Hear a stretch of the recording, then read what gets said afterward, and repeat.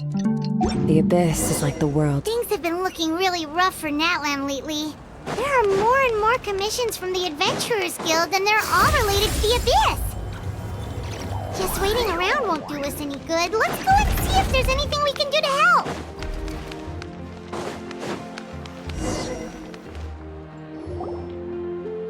I see. Thank you so much. The Adventurers Guild has been overwhelmed these days. No worries at all. We've always valued the strength of adventurers. Given the current situation, it's vital that we all work together. Since we're facing the same enemies, I'll send you the intel we've collected on the Abyss so far. Then we can take a look at how to coordinate our efforts. All right. Thank you so much. Hi, Catherine. It's us. Got any new commissions? You two have come just in time. I've got some good news. The Pyro Archon has finished assembling her forces and stationed them all across Natlan. Given how the Abyss has ramped up its activities lately, we can no longer afford to act only after receiving news of an invasion. So the Pyro Archon suggested that the Scions of the Canopy and the Adventurers Guild focus on collecting and disseminating intel. That way, we can stay informed of everything that's happening across the land. Once we receive word of enemy activity, we can notify the nearest camp and the stationed forces can take immediate action. Yes, precisely. This should also allow us to focus on gathering information, rather than running around and trying to tackle everything at once. So please also take a chance to relax, you two. You've been working hard these days, and this will be a good opportunity for some well-deserved rest. So that's the plan. Whew, we can finally stop and take a break. Paimon knows that. It's not like Paimon just wanted to lay here and do nothing. The movements of the Abyss are always unpredictable. There have also been times when it suddenly became more active in the past. The people here generally see it as something like an acute natural disaster. Once the disaster is over, everyone will return to their normal lives. We just all hope that day will be sooner rather than later. Oh, right. Most people have no idea just how bad the situation has gotten in the Night Kingdom. Huh? Is that the Traveler and Paimon? Hello, hello! Oh, hey, Kachina! Are you feeling better now? Yep. Now really isn't the time to stay home and recover anyway. I wanted to do something to help. I heard that the Pyro Archon is gathering warriors to be stationed in the more remote areas. So I came here to sign up. Don't think I haven't heard about all the things that you've been doing. With everyone working so hard, I've got to do my part too. Oh, by the way, Shilonin told me that she was ordered to forge you an ancient name. She said that she's all set and we can head over whenever we're ready. Wow, so we'll finally get to meet Shilonin, the legendary forger of ancient names. Paimon still can't believe anyone could forge those things. Shilonin is a true master. Not only can she forge ancient names, but also all sorts of new and fun things.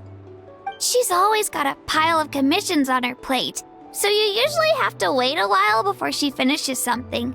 In this case, though, she's completely cleared her schedule just to work with you. She wants to give your name her full attention. Well, I've already signed up as a warrior, so all I have to do for now is wait for my assignment. If it's okay, maybe we can go to see Shilonin together? She wouldn't turn me away, right? I mean, I hope she wouldn't. Hey, have some confidence in yourself, Kachina. After all, you're already a victor of the Night Warden Wars.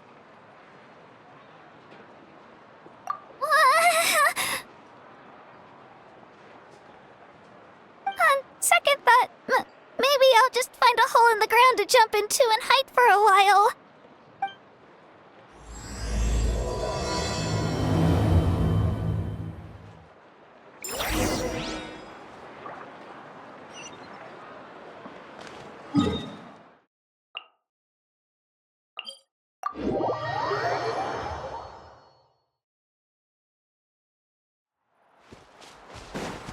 Merciless.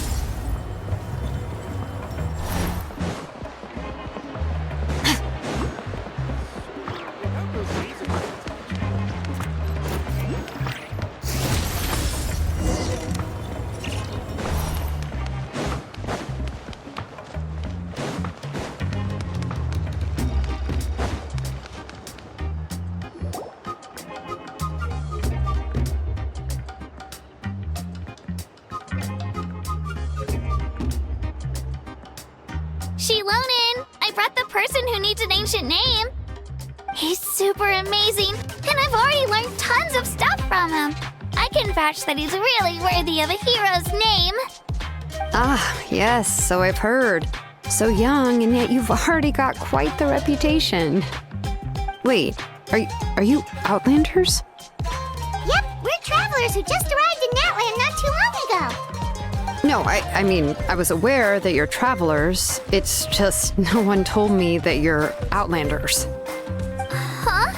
You're saying the Pyro Archon didn't tell you? No, the only thing she said is that a new hero had pledged himself to the plan.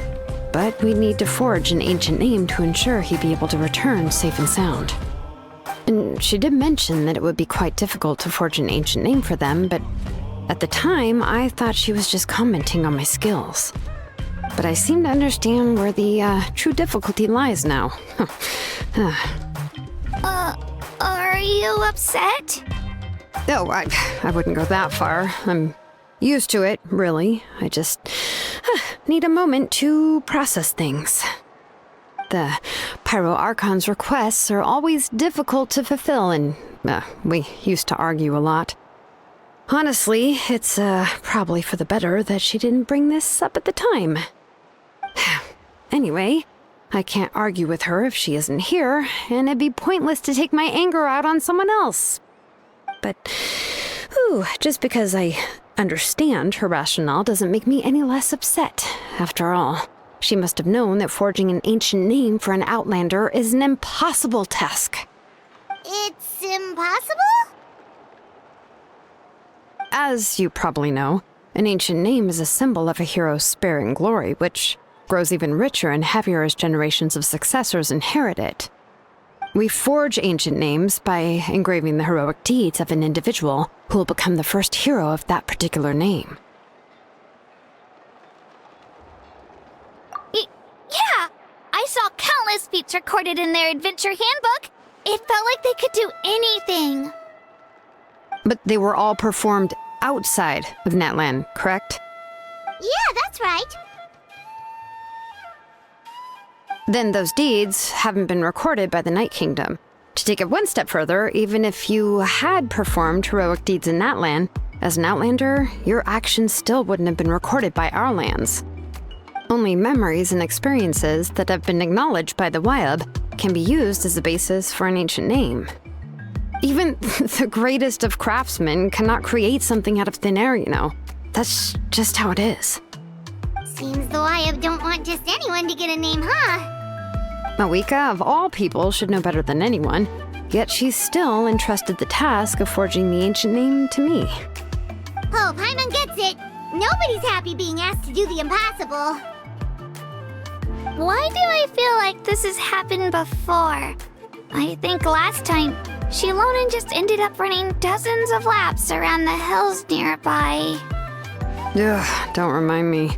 Let's just focus on how we can pull this off. How to achieve the impossible. You mean you're already willing to accept the task?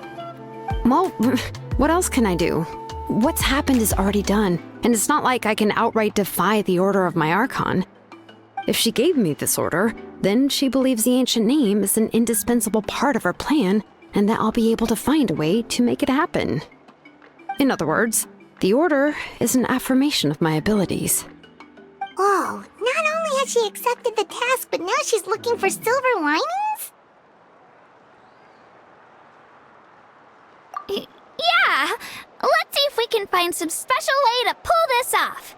If we really can't make it work, I'm sure we can still go back and talk to the Pyro Archon, right? The key is getting the Wyab to somehow acknowledge the traveler's existence and record his heroic deeds.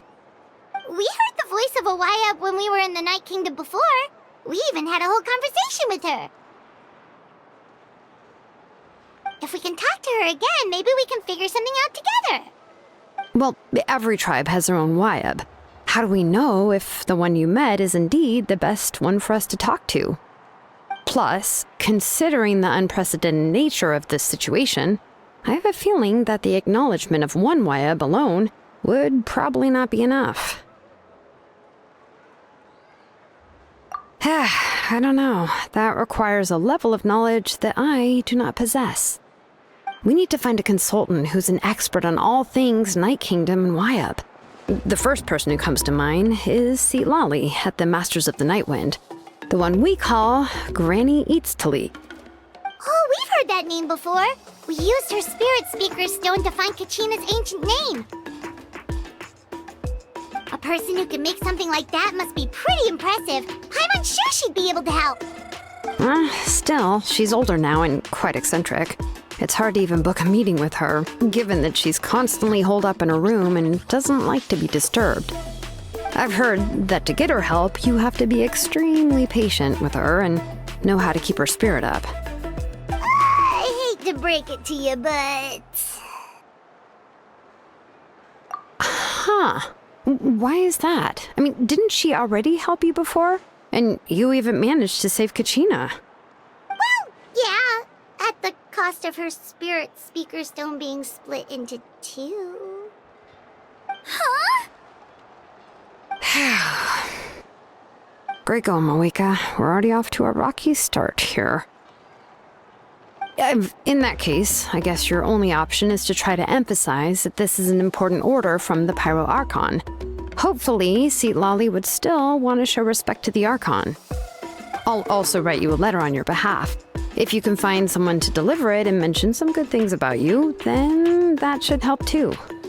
Oh, let's ask Kanich to deliver the letter. He understands the whole situation and is already a familiar face to her. I'm unsure hopes a Hal won't interrupt when he's talking, though. All right, Kanich is a seasoned negotiator. I trust that he'll know the best things to say. Great. Then I'll go contact him right now. Please just give me a moment to write the letter, and we can meet up near the Statue of the Seven later. Sounds good. We'll take a stroll in the meantime.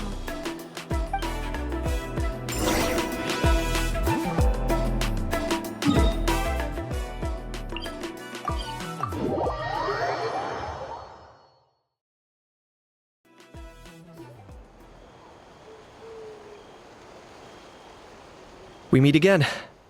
Kachina told me everything. I'll deliver the message to the Masters of the Nightwind and convince Lali to give you a chance. I'll also take this chance to explain what happened to the Spirit Speaker Stone and offer her an apology in person. I'm sorry to put this on you, Kanich. It's just that you're probably the only person who knows how to deal with her. It's alright. We're all working for the sake of the Pyro Archon's plan, after all. Everyone here understands how dire the situation has become. Oh, wait, so Kachina and the Traveler also know about the plan? Because we all saw a hero of the past rematerialize right before our eyes. And then Mualani said that a ton of knowledge and memory suddenly flooded her brain. The Pyro Archon explained everything when we came back from the Night Kingdom, including the reason behind the appearance of the hero, as well as the current state of the Night Kingdom. Right. She mentioned there are 6 heroes and that Shilonen is one of 4 that have already been acknowledged. Oh, well, then I suppose there's no need to keep any secrets between us. Having companions walk by your side is perhaps the best solace when facing such a bleak reality. I have another piece of intel to share. We've pretty much identified the person who rescued the captain in the Stadium of the Sacred Flame. His name is Auroron, and he also hails from the Masters of the Nightwind. However, he spent most of his life living out in the wilderness by himself, away from the rest of the tribe. That's why his disappearance went unnoticed. By the time Lali finally realized that he was gone, no one had heard from him for quite a while. Lali knows him too? That's right. Auroron was an orphan raised by the chief of the Masters of the Nightwind and many other kind-hearted people in his tribe. Still, he's had something of an odd reputation his whole life. Odd, huh? Given how the Masters of the Nightwind love to babble about dreams and revelations, they're already a pretty strange bunch to most. I've never met Auroron, but if they consider him the odd one, he's got to be pretty far out there. That's right. So in that sense, Auroron and Citlali actually have quite a bit in common, which is why they get along pretty well. Makes sense. But Paimon wonders how Citlali could be the first one to notice Auroron's disappearance if she spends the whole day in her room. As of now, we still haven't been able to confirm whether Auroron joined the Fatui voluntarily, or if he was coerced. Citlali is probably eager to prove that Auroron hasn't betrayed his people. I plan to use this as leverage when I go to talk with her. Huh, so if I'm following, you mean we'll help her investigate Auroron and the captain's whereabouts? Yes. If you're all on board with the idea, then it becomes a mutually beneficial collaboration, rather than just a one-sided request. Even though I don't think Citlali is the kind of person to turn down an order from the Pyro Archon, working together with us will help her focus and not get distracted by the whole Auroron situation. Yeah! Plus, we kinda owe her one anyway to make up for breaking the spirit speakers down. This is a pretty well thought out plan, as expected of Molly Poke Nietzsche. Then, yeah, I'll leave my letter to you. Let's hope Citlali can meet at the stadium in 2 days. Sure, I'll head out right away. Take care out there, Kaniche. I'll be heading back as well. There's still a few things I need to pack. Okay, then let's part ways for now. I'll see you in a couple of days.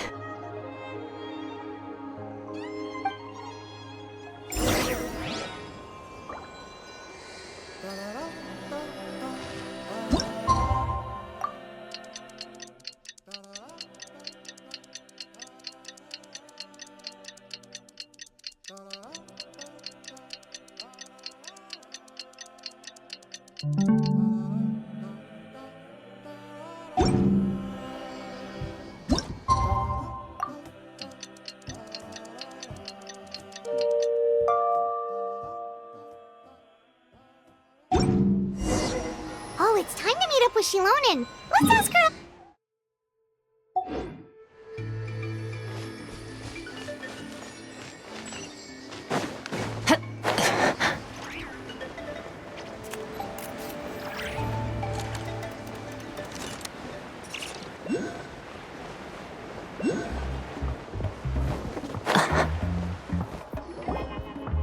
Hey, Shilonen, how's everything going? Oh, hi, Traveler and Paimon. I have, bad news. Citlali did not reply to our request, although I suppose I'm not too surprised. Huh? You mean she didn't even bother to give Kaniche a response? Guess she really does have quite the ego then. Yeah, well, she can be also quite eccentric, though she's one of the most gifted people around. Even the Masters of the Nightwind often struggle to work with her. My guess is that she probably has other reasons for not deigning us with a response. But let's go to the stadium and see if we can meet her there. If we do get a chance to talk to her in person, we can still try to work something out. That's true. Let's go!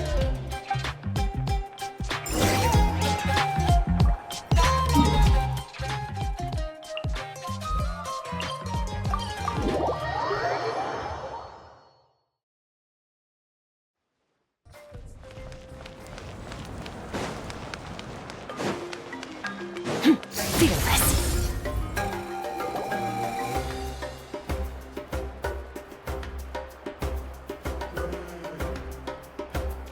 Paimon doesn't see anybody. Seems she's just not gonna show up, huh?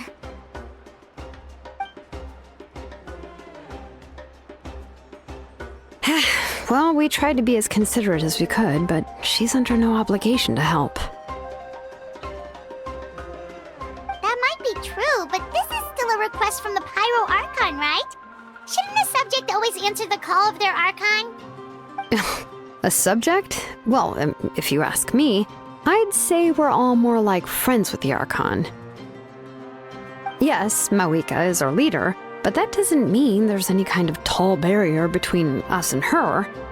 The only thing is that she often has very high expectations of us.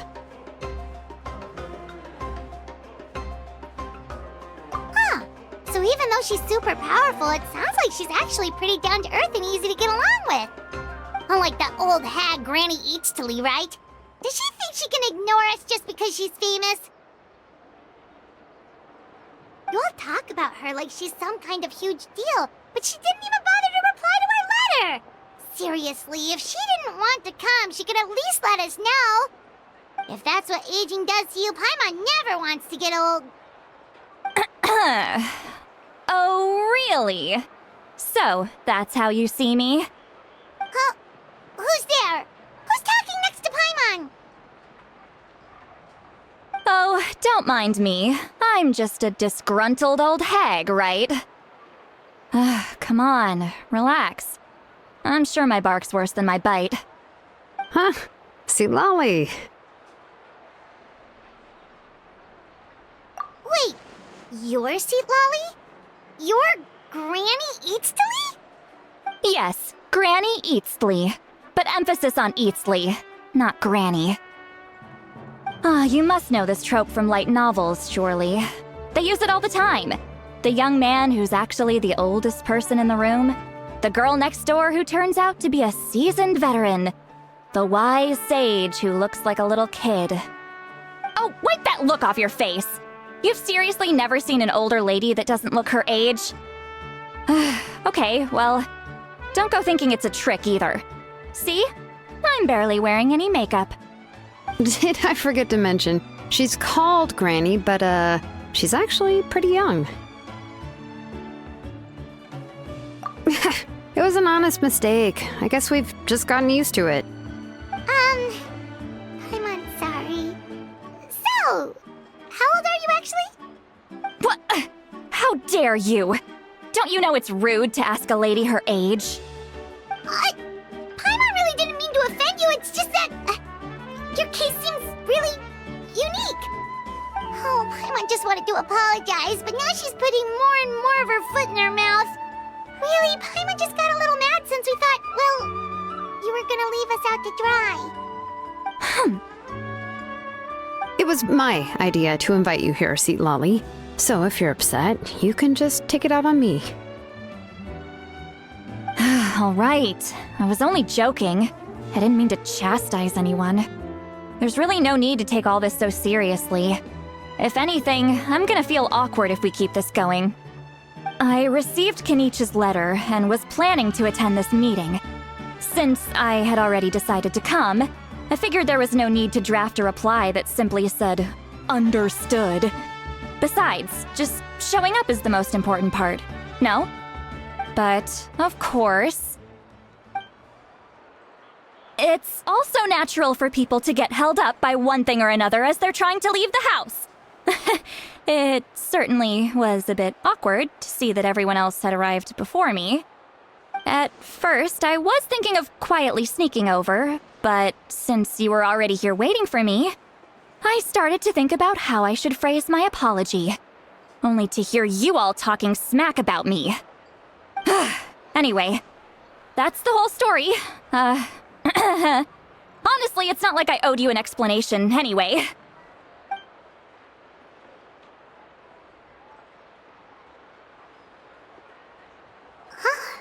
What's with that expression?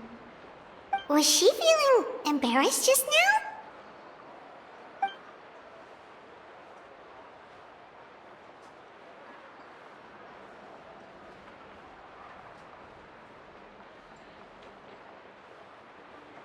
When the Masters of the Night Wind say they struggle dealing with her, I wonder if the feeling is mutual. She seems to be pretty awkward herself. Everything she does and says seems a little forced. Anyway, Shilonen, I heard that you require my help in crafting an ancient name. Correct. The situation isn't like anything we've handled before. Let me explain.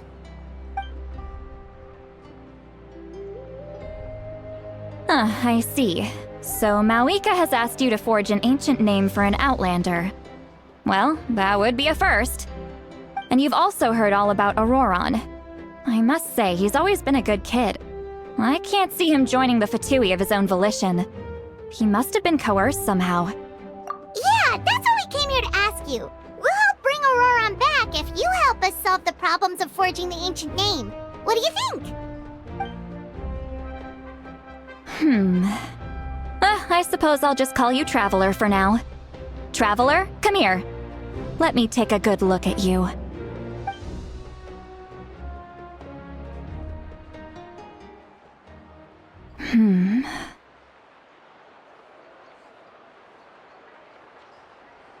Wealth leads to unending conflicts between people.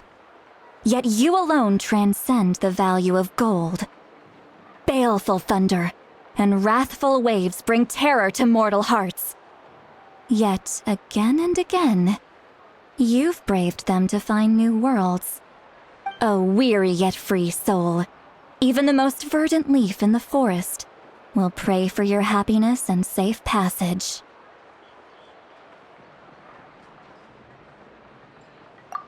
Those are all the things that I could see in you. You've experienced far more than even most mortals could dream of.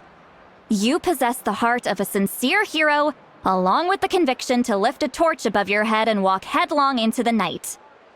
Huh? Don't move. There's something here. Huh? What thing? Don't scare Paimon. Is the Traveler gonna be okay? Ah, shoo! That should do it. You've just returned from the Night Kingdom, so some fragments of souls were still stuck to your body. No need to worry. I've just cleared out the last of them. Isn't that kinda like having part of a ghost come back with you? It's nothing as serious as that. If left unattended, the most it could do is stir up some chaos in your mind, and generally worsen your mood. Well, in that case, better to get rid of them.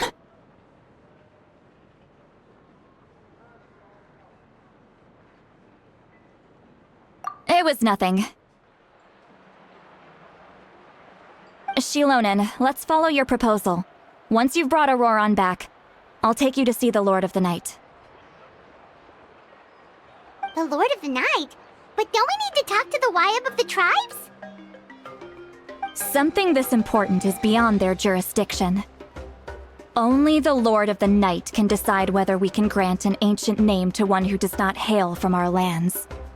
The Lord of the Night is an ancient entity that rules over the entire Night Kingdom, constantly borrowing the power of the sacred flame to combat corrosion from the abyss.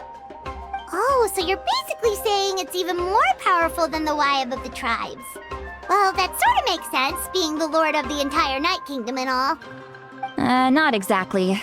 It's not so much that one's more powerful than the other. But never mind. That's not important. It would take too much time to explain. Just listen carefully to what I'm about to tell you. The Lord of the Night is currently in a deep slumber, and we can only communicate with its consciousness while in a trance. In other words, in a dream. But I will need to prepare a few more things if we are to hold a ceremony to achieve the state of the trance. I'll make a list. Can any of you get everything for me? I can go. It'll probably be a long list, so better leave it to someone who knows all the local vendors. Sounds good. Then we'll go with St. Lolly to track down Auroron. Phew, the Fatui are nothing to scoff at, so please, be careful during your investigation. If you need any help, just come find me. Yep, we'll be sure to play it safe.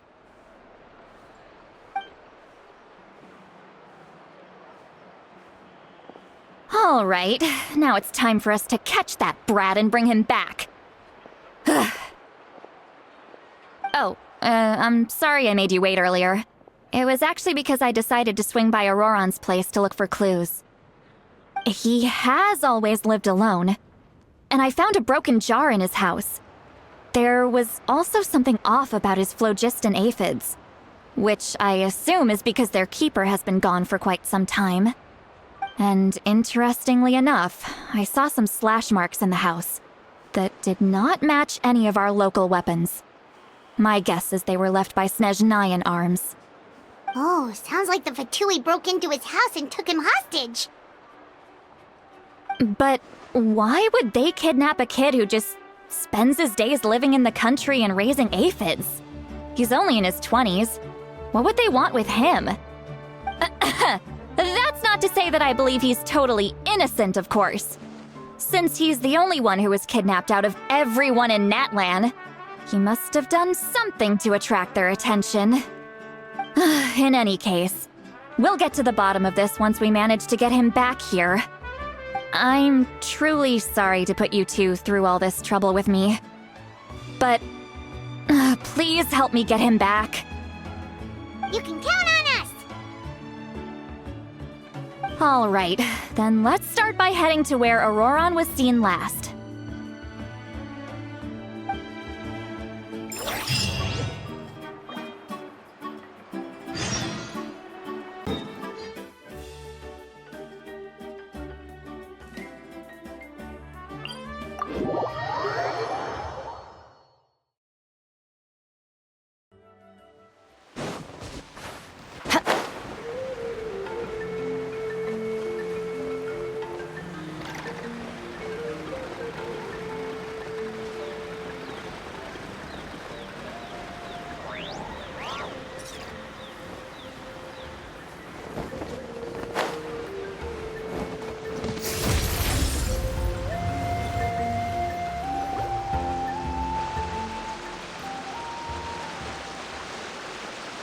This is the spot. An eyewitness claimed to have seen Auroron speaking to some Fatui soldiers here. I don't know how much you're willing to believe me, but Auroron really is a good kid. I see no reason why he'd suddenly get involved with the Fatui. I'm convinced that what the witnesses saw was actually the Fatui coercing him, or perhaps trying to extract information. However, I doubt anyone would believe me, given there are no signs of a fight. Didn't Kanich say that she's a big name in Natlan? Feels kinda weird to see her so frustrated and helpless like this. Auroron? Well, he was left at the side of the road as an infant, and the people of the tribe took him in. You could say that everyone had a hand in raising him. He learned a lot from us, and once he reached adulthood, he built himself a house out in the countryside. He spends most of his days growing vegetables and raising aphids, living off of what he harvests from the garden. He's always been such a good kid. He would even get his friends to deliver whole bags of fresh produce to my place.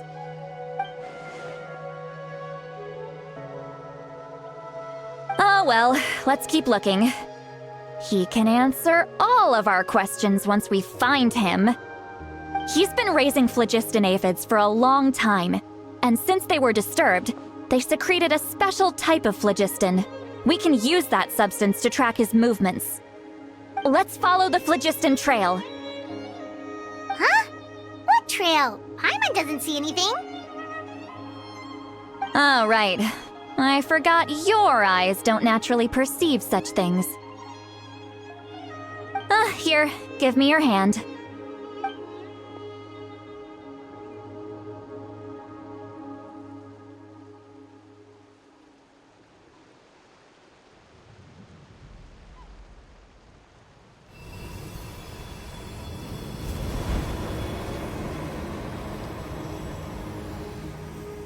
Huh?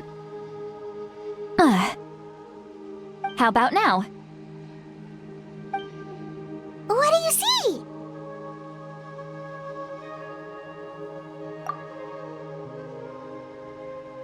Whoa, Paimon can see it now too! That's right. I used a spell to temporarily transfer a portion of my senses to you. For a short while, you'll be able to see the phlogiston too.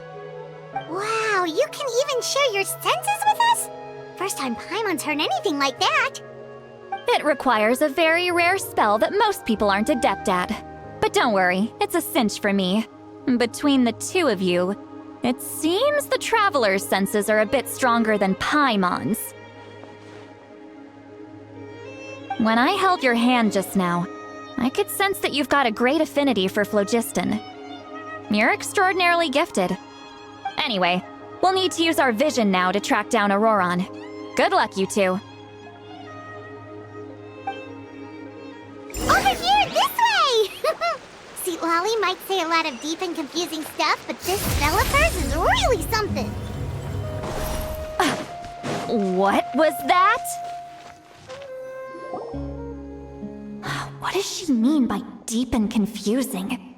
As far as elderly shamans go, I'd say that I'm already pretty easy to talk to. Is there any other old hag who's as fluent in the language of the youth as me? But is my way of speaking still not trendy enough? I've already tried my best to match their speech patterns. But given the looks on their faces just now, or perhaps I'm still not fashionable enough? But that can't be, right? Don't tell me they're still getting the impression that I'm super old-fashioned. Huh?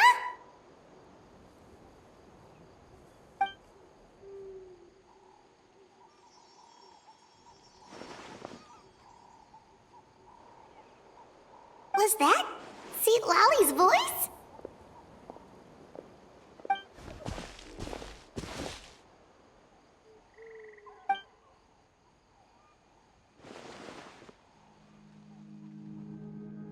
Now that I think about it, it's a good thing I found some helpers this time. Some things are best done with the help of friends.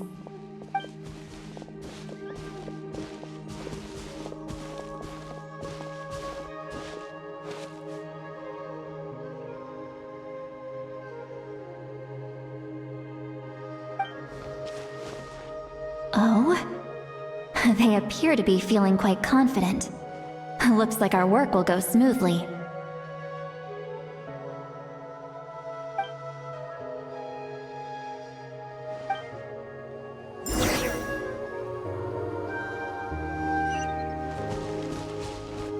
Merciless. Hey, looks like there's a new camp over there.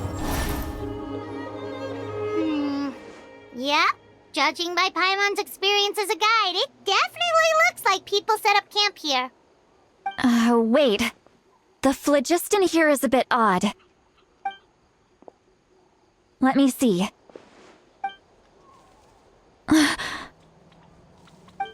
sees a small shape here. Could it be some sort of symbol? This is a distress signal for the Masters of the Night Wind.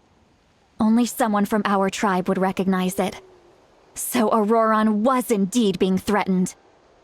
We've got to find him, fast. Leaving such a subtle mark implies that he was trying to be discreet. In other words, he was probably under the Fatui's watch. If they notice us, we can just charge in and fight them to the death. But what if my darling grandson is also there? I can't have him caught in the crossfire. No, I've got to be careful. Otherwise he'd get hit as well. How annoying. No, I've got to stay calm and keep my composure.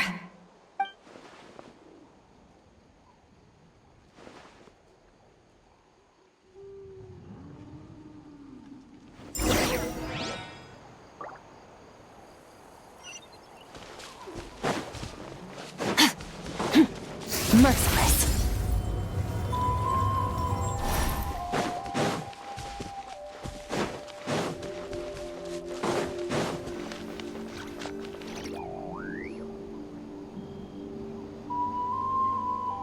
There are traces of people staying here too.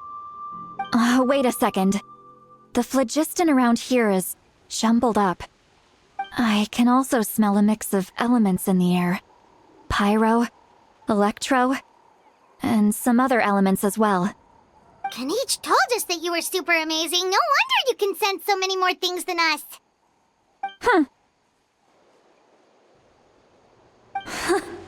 It's about time that little brat said something nice about me. There are signs of a struggle here. Judging from what's left on the scene, there must have been a fight. But after that, the factions seem to have gone their separate ways. Both the phlogiston and the elemental traces in the air support that. Do you still remember the little mark we found before? Paimon's thinking, what if Auroron wanted to leave another distress signal, but was caught by the Fatui?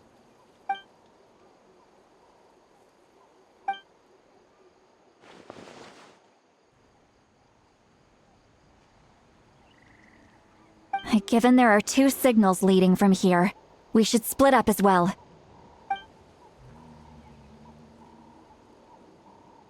I'll take this direction, and leave the other one to you. Let's meet up again later.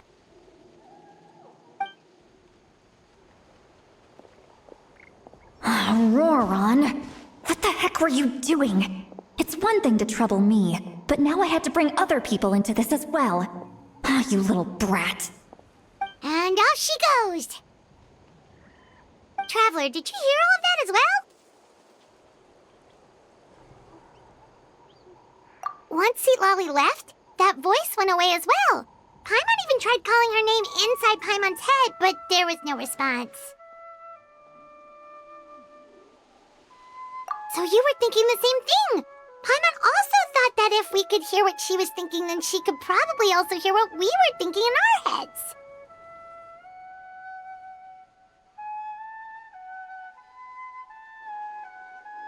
She did say that she was quite adept at this spell, and it doesn't sound like she's had any trouble with it in the past. Huh, maybe we're a special case and can hear her thoughts as a side effect. If you think about it, she's really got a lively inner world. It paints quite a different picture from Paimon's first impression of her.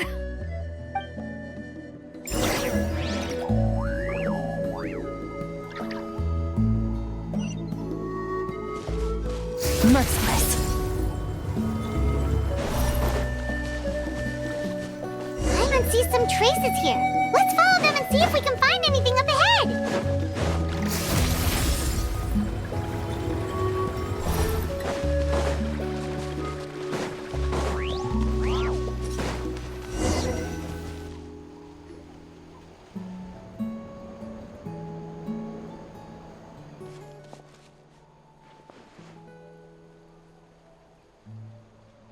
Did you find something? Huh. So we can't tell where Auroron might have gone from here. That's weird. The phlogiston trail suddenly stops. We can't make anything of these footprints either. But he can't have just evaporated into thin air, right? We know he wasn't alone. He had all those Fatui with him.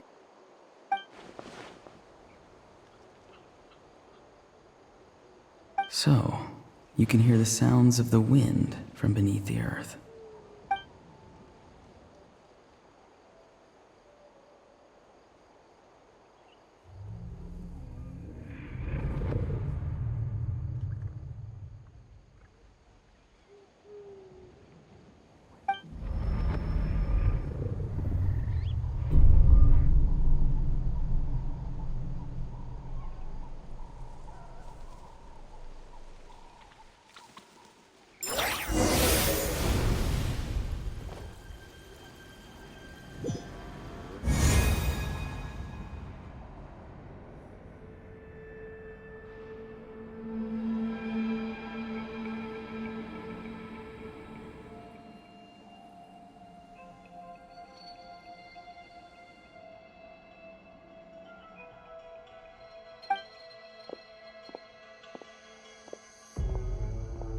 I'm very sorry, but please do not move. I have no desire to hurt you. I apologize that our first meeting has to take place like this. It's just that you're much like one of those animals with ears that perk up as soon as it senses danger in their environment. And given your combat proficiency, I would not have been able to gain an advantage over you if you were anywhere else in the world. However, you're now in the Night Kingdom, a familiar domain to the masters of the Night Wind. Hello, traveler. I'm Auroron, the one you've been searching for. Ah, the Fatui's custody. I see. So even Granny has told you that I was coerced by the Fatui. I'm afraid you've been brought here by a lie, like a false omen in the lingering smoke. My friend and I only left those traces to lure you here. Deceiving you was never our true intent, however. It was simply the fastest and most feasible way for us to set up a meeting. Greetings, traveler from afar. Be careful with this traveler. His soul is temporarily restrained by us, and it appears to have become more fragile in the process. It's taking all my concentration to hold on to him. It was I who tasked Auroron with leaving the traces to lead you here, and I who used the Master's ritual to bring your soul to the Night Kingdom.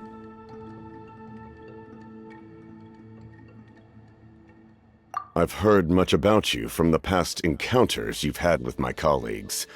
Given the present situation in Natlan, I would like to sincerely request a formal meeting with you, in person. I will use the opportunity to explain my goals and motivations to you, as well as why I mistrust Malwika, the Pyro Archon. I believe there is little reason for you to blindly follow her plan. If you would like to hear our intel, then find us to the east of the stadium. But remember, not a word of this to anyone. I would like to avoid any further conflict. You will see me again once you return to reality. No matter what I say, please, help me keep this a secret. This is all to avoid dragging Granny into this conflict.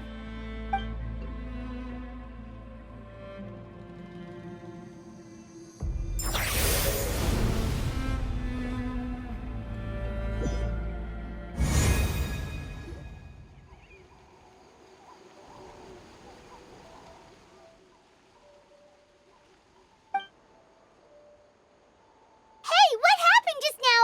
You suddenly collapsed and stopped responding!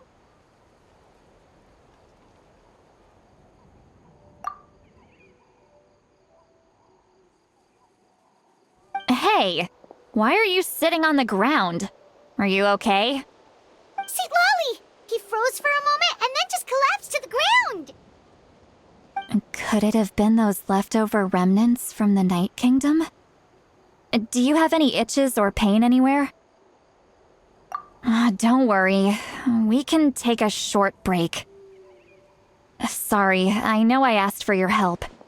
But had I known you were feeling unwell, I wouldn't have taken you on this trip with me.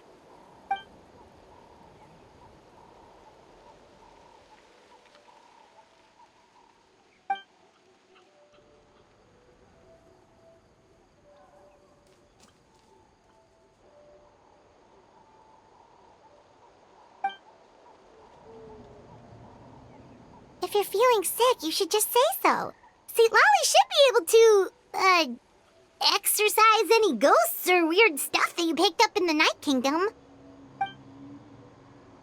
A seasoned traveler must know the importance of not pushing yourself beyond your limit. If you need anything from me, just say the word.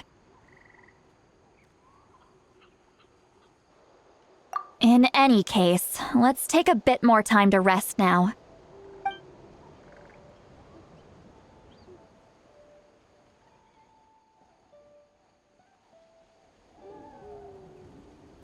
Need to be more careful next time. Feeling better yet, Traveler? All right, let's get ready.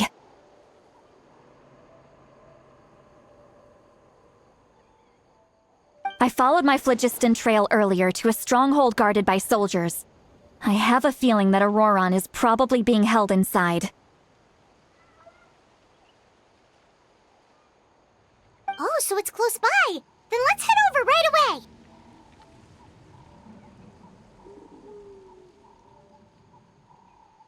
Well, I recruited you to be my helper, which means we're in this together.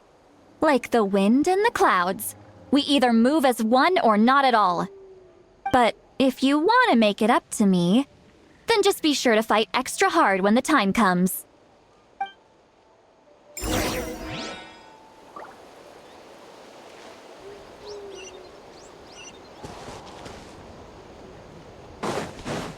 merciless.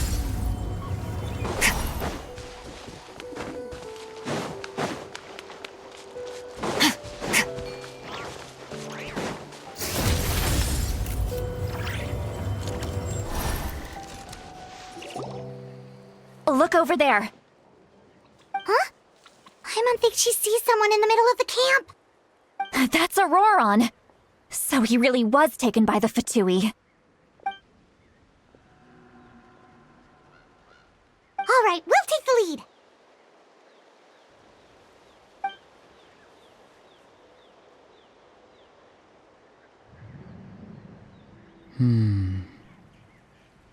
Hey, quit daydreaming. Don't you have work to do? I cannot see the sun. What? Without the sun, I cannot see the truth. You are currently blocking the light, so I must beseech you to move aside. Huh? Okay, Mr. Philosopher. That's enough mumbo-jumbo. Wow. I'm going to rip that guy's head right off. See, Lolly's struggling to control her temper now. Are you ready? Let's go kick their butts. On my count. 3, 2, 1! Still trying to resist? You've got no idea who you're up against. Excuse for slacking.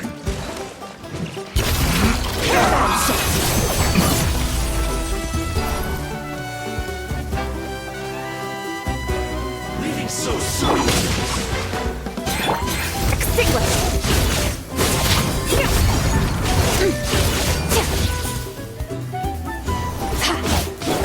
Ring cutter! Killjoy! We've only just begun. Let's move. Adorn my night!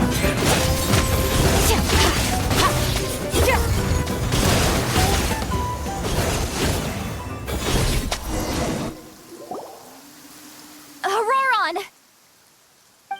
Granny! Paimon knows she's called Granny Eats to Lead, but it's still kind of weird hearing someone actually call her Granny. And greetings to you too, Gramps.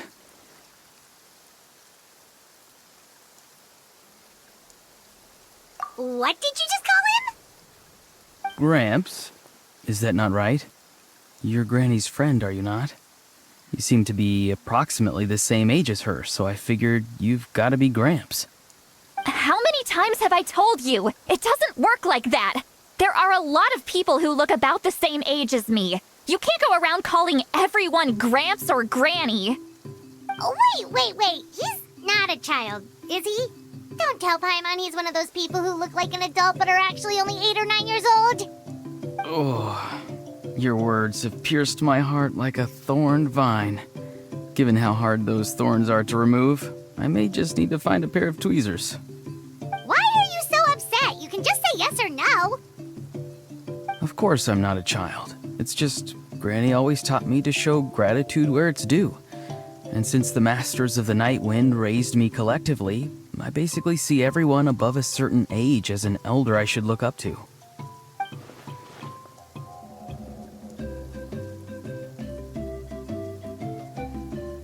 Exactly. But if you keep that up, then everyone's going to be your senior. And do you think saying all of this is gonna save you from a scolding, Auroron? Haven't I told you 100 times since you were a kid?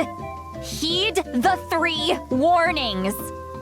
Be wary of beasts prowling around, scammers looking for their next victim, and strange people who appear out of nowhere. Oh, so you do remember, and you just chose to ignore them. I always knew that living on your own was going to get you into trouble sooner or later. But getting kidnapped? That really takes the cake.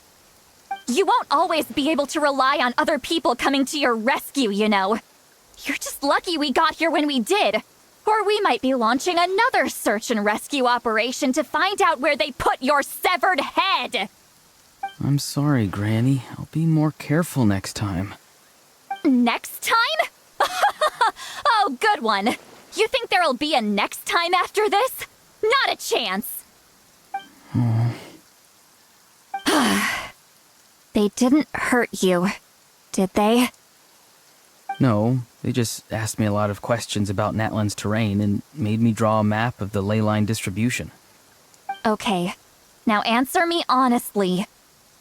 Were you the one who helped the captain escape after his battle with the Pyro Archon? Yes. So why did you do it? Because they said they would need my help from there on out. They also said that if I refused, they'd just come to you, Granny, and they'd already figured out a way to make you do their bidding. Hey! I'm no ordinary Granny! Would they really dare to come after me? And you! Did the gods give you a brain just for you to not use it? Did you really believe everything they said at face value and not stop to think? Thankfully, the Pyro Archon only asked that we find the mysterious individual from the Masters of the Night Wind and didn't slap your name on a wanted poster. Don't think for a second that she doesn't know what's happening. Even if the truth that you see will soon manifest into reality, there is still no need to preemptively panic. Have you forgotten the words that I've taught you? I'm sorry. Forget it. We can submit the details of this camp and the defeated Fatui as evidence of your innocence. Let's clean this place up and get back to the city. Auroron, you better remember this lesson well and seriously reflect on your actions. Also, once we return to the city, come to the speaker's chamber with me. I'll need you to explain everything. Sounds good. Should I bring some of my homegrown vegetables as well? Your vegetables? Yes. I grow a lot of fresh produce in my garden. I hope the Pyro Archon won't be too picky about the selection. Now's not the time to be thinking about that. If you do come face to face with the Pyro Archon, the first thing you should do is... Recite the 3 warnings. Huh? No! You should emphasize that you were not in cahoots with the Fatui! How exactly did the Masters raise this guy? Oh, right.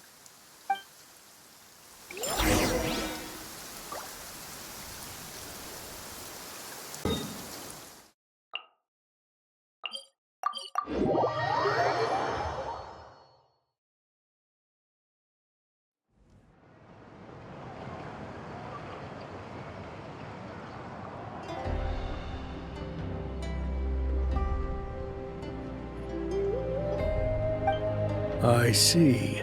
So Auroron came to the captain's rescue because he promised to help him in exchange for Citlali's safety. That's right. I'm sorry.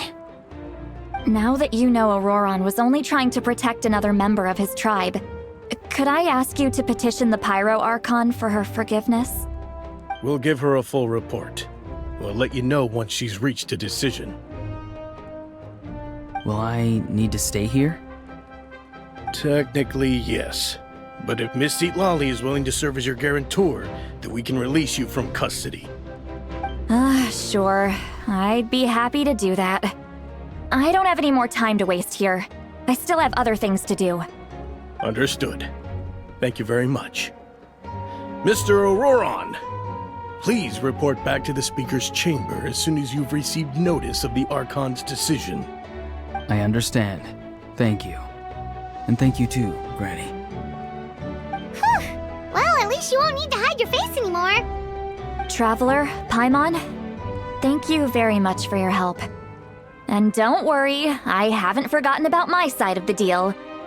Once Auroron is settled, I'll go talk to Shilonen and get started on forging an ancient name for you. Oh, thank you.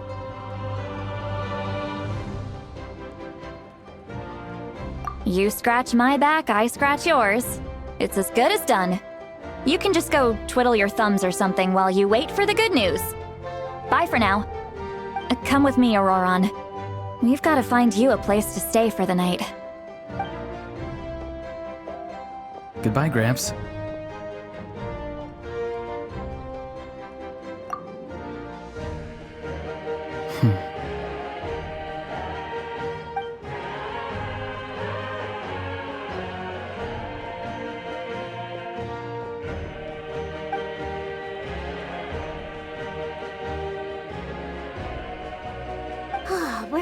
finally done.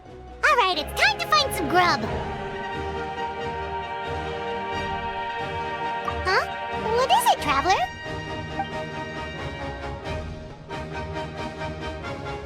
What? The captain? Sorry. Paimon just didn't see that coming. So you really saw him in the Night Kingdom? And he didn't attack you? Oh, that Auroron, what is he up to? He sounded earnest enough just now. Paimon would have never guessed anything was happening. All that stuff about protecting Seat Lally and being forced to help the Fatui, when he's actually been a willing accomplice all along. Yeah, you're right. Still, Paimon appreciates you telling her about this. Paimon will support your choice no matter what, so if you want to go, we can go together. We still have another whole day before the meeting, so we'll just meet with them when the time comes.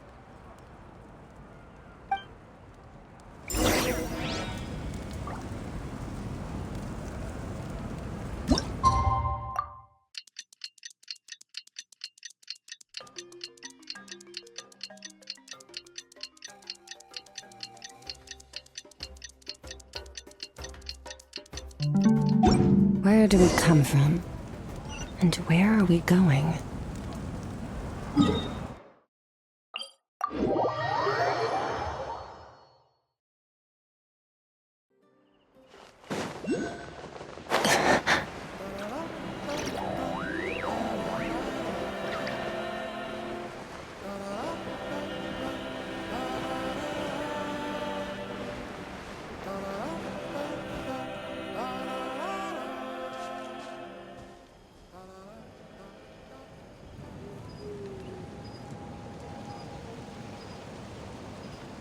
Weird. Paimon doesn't see anyone. Oh, please don't let this be a trap.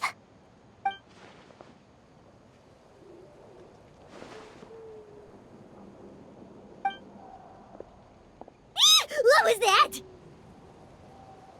Good evening. Nice to see you again. It's you. You shouldn't pop up from behind people like that. What are you, a ghost? I'm terribly sorry. It's just a force of habit. And what's with you apologizing all the time? You sound so polite and honest, but you're actually doing shady stuff behind people's backs. You're right. Granny tells me that too. Huh. Come to think of it, you remind me of her. Sometimes you two sound really similar, you know. Oh, so you're gonna call Paimon Granny too now? Well, I could.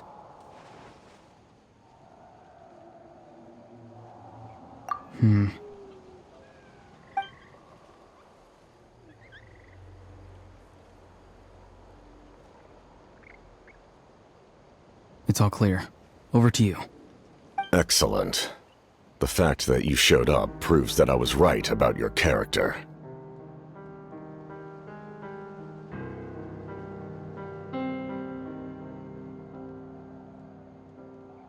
Yet, there's been a lot of talk about you. Child told me that you're passionate about the unknown and willing to take risks.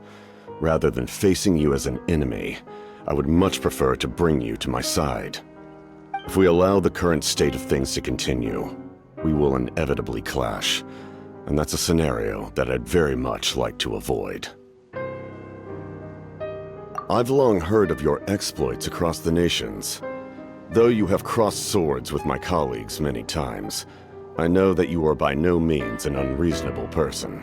And once you've learned the truth that the Pyro Archon Malwika would never willingly share with you, you may just find it in your heart to consider my proposal. I assume you've already been informed of the Pyro Archon's plan. In order to defeat the Abyss and save Natlan, she still needs 2 more heroes to appear. Wait, how did you know that?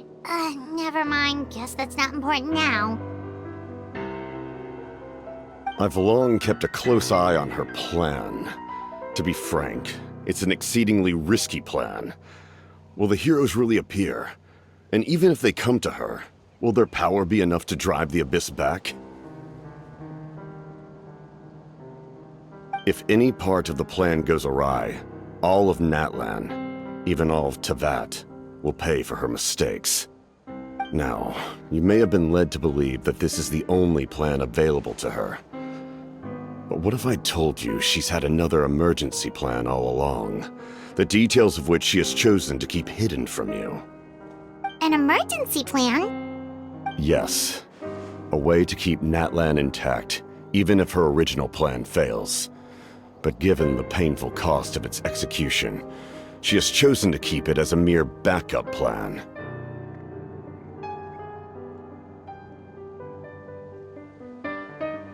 Whether this stems from hesitation, fear, or even naivete, I cannot say. But Natlan cannot afford to wait until she comes to her senses.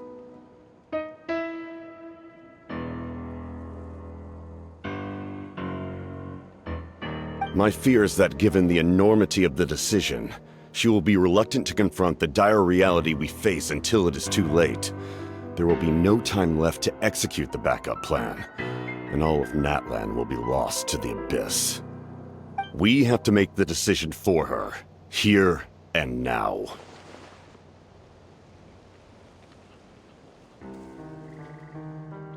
Yeah, do you have any evidence for all this? Just telling us a bunch of scary stuff isn't enough, you know. Besides, wasn't it you who tried to seize the Gnosis for the Tsaritsa's plan?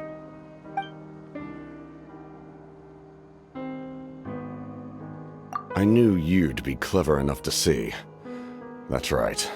I did not seek the Gnosis for the Tsaritsa.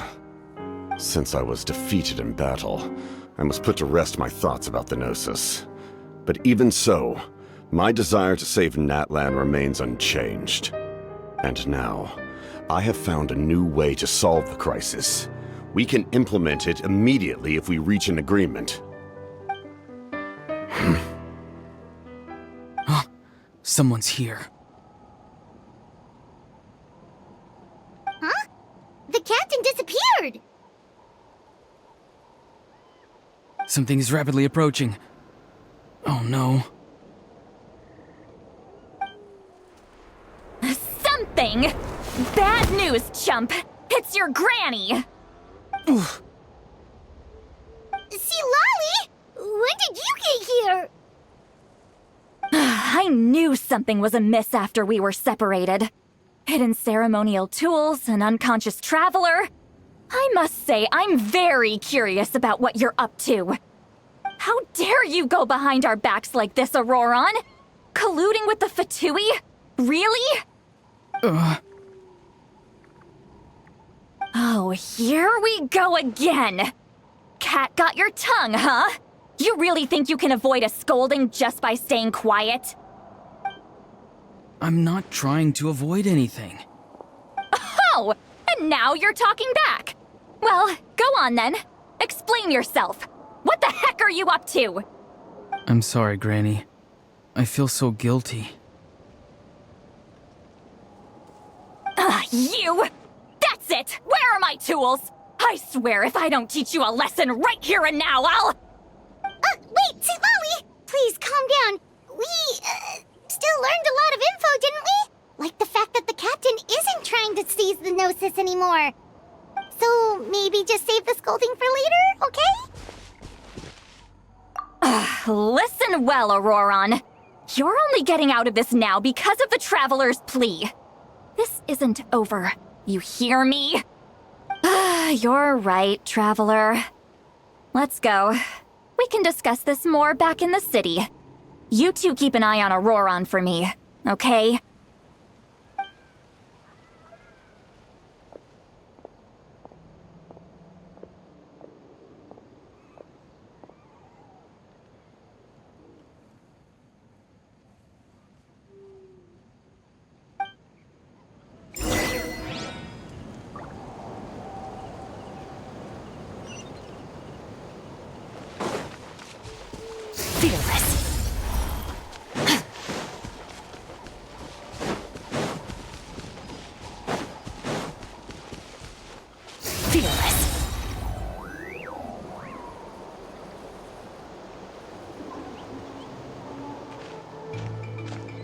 In all my years, I've never had a child cause me so much grief.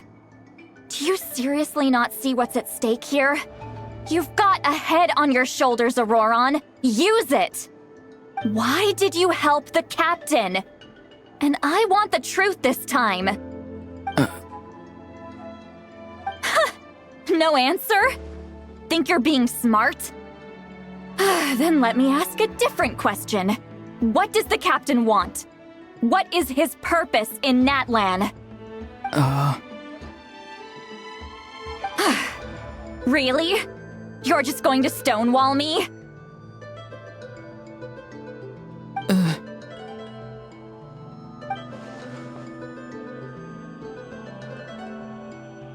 Just use your brain for a second.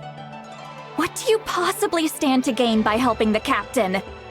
Only endless trouble awaits you and everyone in the tribe. You've always been a good kid. Why would you throw that all away now? If you're worried about something, just talk to me. Granny would much rather we had a conversation instead of constantly clashing like this. Why is he staring at us all of a sudden? I'm sorry that you have to hear all this.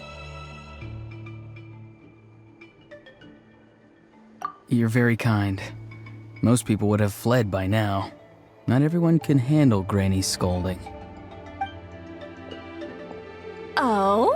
You dare gossip between yourselves instead of listening to me? You... Sorry, Granny. Sorry, Granny. Sorry, Granny. You know what? Fine. I'm perfectly aware that everything I say goes in one ear and out the other. You're all grown up now, so why would you listen to an old hag like me?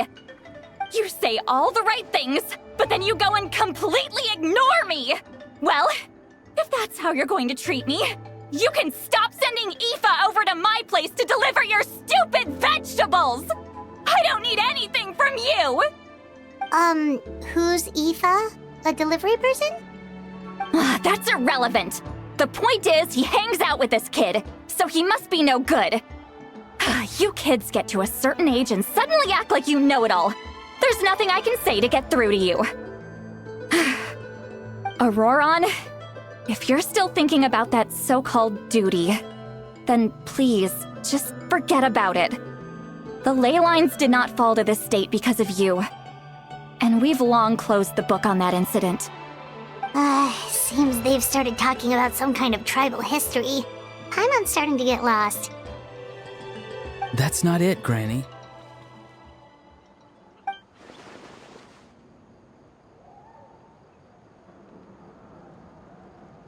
I know you tend to get down on yourself when you're upset, but I can tell I really hurt you this time. All I can say is I'm sorry. His voice. Auroron! Where have you gone? It sounds like he's somewhere super far away, but isn't he right here in front of us? I'm really sorry. It's up to all of us to do everything we can to save Natlan. So I've got to go.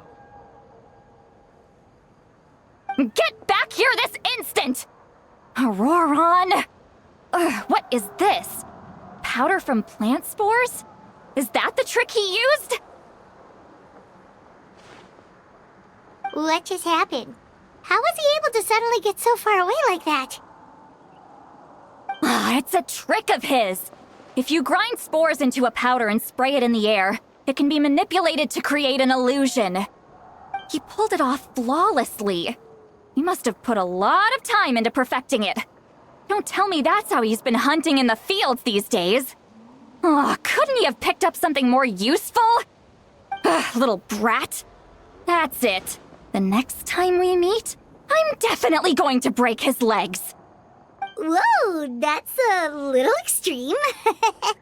But still, why does he feel like he needs to run from us? If his goal is also to protect Natlan, then can't we work together?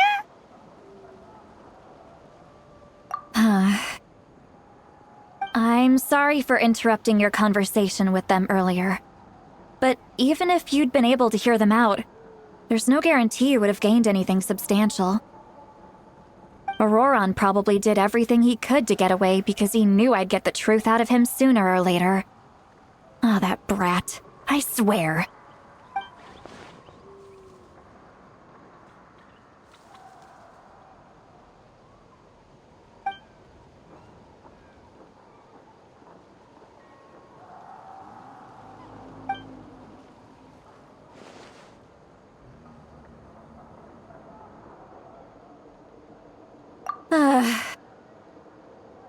We've got quite a long walk back to the city. Let's take our time. It'll give me a moment to figure out how to explain all this.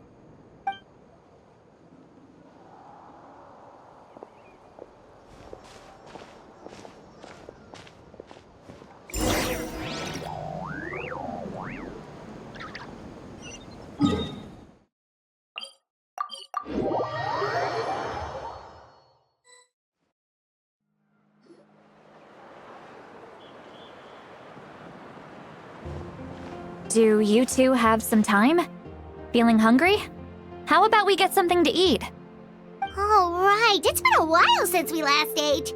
Now that we can relax, Paimon just realized how hungry she is. Then let's go. We can find somewhere to sit down and talk. Food and drinks are on me. Really? You're not gonna take her offer?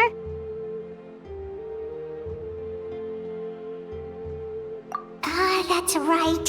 See, Lolly has gotten a lot quieter since Aurora ran away.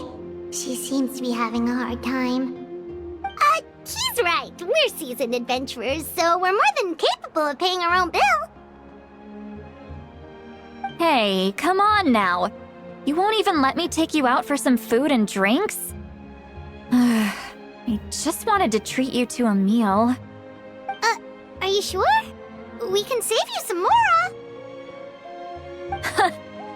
Mora is the least of my concerns. Besides, we're definitely due a meal after all the time we've spent together.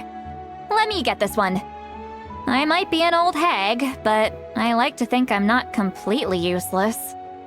Sure, that's fine with us, but Paimon doesn't want you to be sad, Sweet Lolly. Don't worry. I'm sure a juicy grilled steak will work wonders.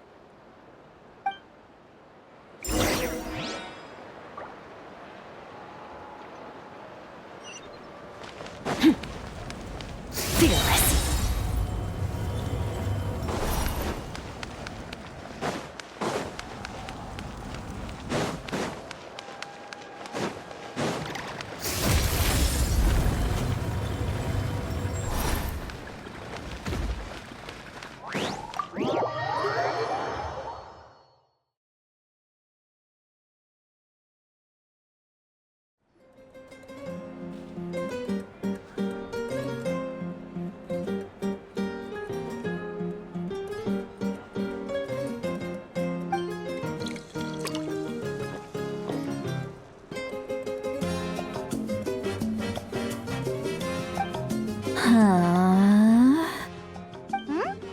What are you looking at? Do you see two people standing by the door? They look like spitting images of each other. Are they twins?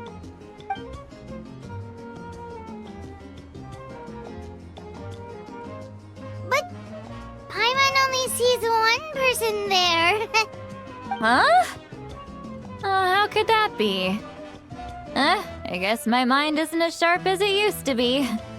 Give me another bottle, boss! Do you think she's drunk? There you go, miss. Oh my, it's not every day you get to see Granny Itzley here with some friends. Not to mention ones who've made a huge name for themselves recently. Oh, so you've heard of us? Of course I have. Aren't you the ones who saved Kachina and brought her back? No wonder you hit it off with Granny Sitlali. She wouldn't spend time with just anybody, you know. I don't even remember the last time I saw her with a new friend. Wait, so you call her Granny too? Well, given our ages, it'd probably be more accurate for me to call her my great-great-granny. She's one of the most famous people at the Masters of the Nightwind. Most days, hardly anyone even dares talk to her. Huh? Gossiping about me right in front of my face now, are you, Chonka? Oh, please, Granny, I wouldn't dare. I'm just beyond happy to see you bring over some new friends. After all, any friends of our regulars are sure to be great customers too. All right, that's enough. Go on now. I'm sure the other customers would like to talk to you as well. There's no need to keep staring at me. I promise I'll keep my alcohol down until I leave. Well then, you have my thanks.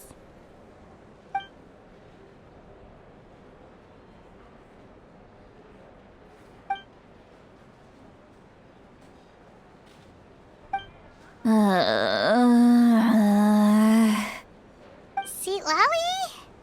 Seat Lally? Who's that? You got some gall calling me by my first name. Let me guess. You want to test your skills against Granny Eatsley, don't ya? Are you still with us, Seat Lally? You're kinda talking to no one. You chumps come around here, picking fights with me? Well, you know what happens next. You lose, and then run off home to tell everyone about how I'm this big scary bully. It's always the same story. You brats start it, I finish it, and then I end up with the reputation of being some kind of terrible monster among the shamans. I mean, come on. Monster? Me? Really? What did I do to deserve that? Granny Seat Lally, you're not a monster at all. Exactly! And while we're at it, I'm not some lazy slacker either. Between meditation, advising the chief, and speaking with the Wyab, I actually have a pretty packed schedule, you know. Oh yeah. And I have to mentor all the new kids. Hey, new kid. Yeah, you.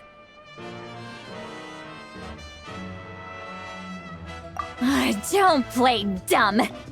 Didn't I teach you how to find phlogiston? You see? I know my stuff. I'm a good teacher. You tell him.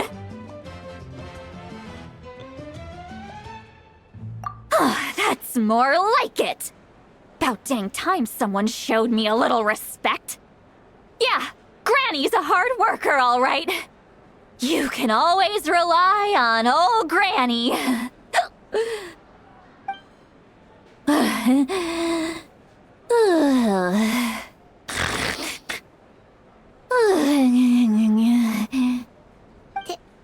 Did she just fall asleep with her eyes open?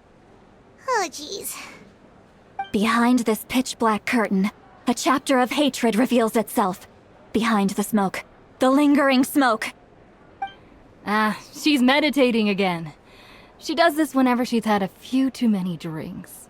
Her mind's actually racing at this point. It's quite the opposite of sleep.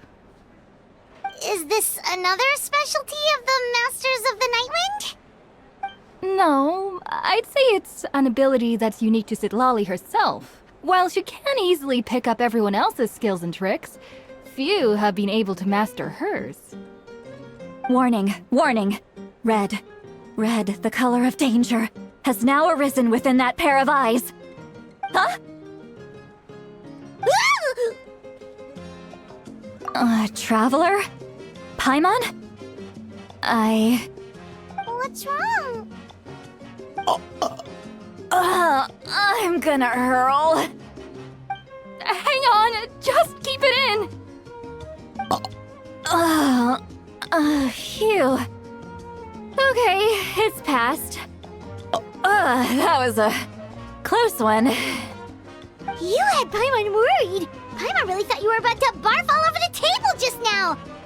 How embarrassing. I'm sorry you had to see me like that. That's never happened before, I swear. I've never thrown up, not once.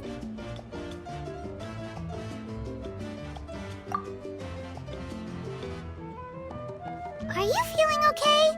Wanna take a quick walk and get some fresh air?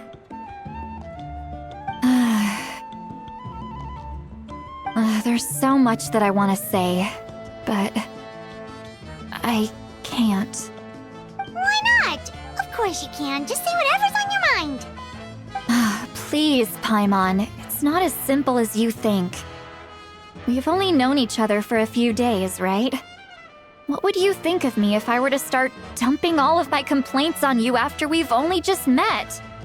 Oh, Paimon gets it. You're hoping that we wouldn't think less of you no matter what you're about to say. No, that wasn't my point at all! Seriously, don't you youngsters know anything about shame? I'm talking about shame! I've lived all these years and still can't get rid of it! Surely, you know the feeling too?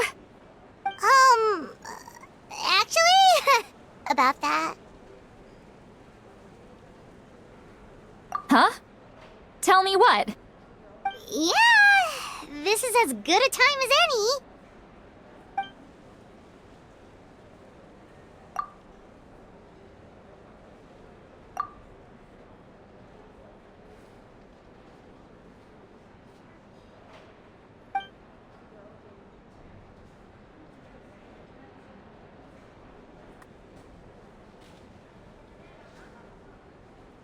So, you heard my... It's okay, Sweet Lolly. You had every right to complain about those things. I can't take it anymore! Why do these things happen to me? Hearing me mumble under my breath is one thing, but hearing what I mumble in my own head?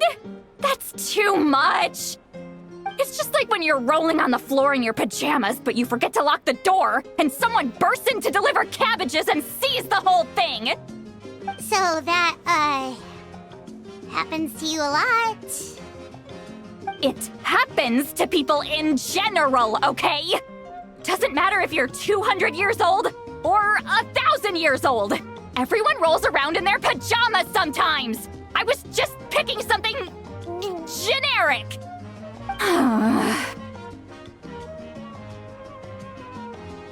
Take a walk with me. I have things to share with you. Looks like she's completely given up. Like those criminals who just confess everything and accept their fate.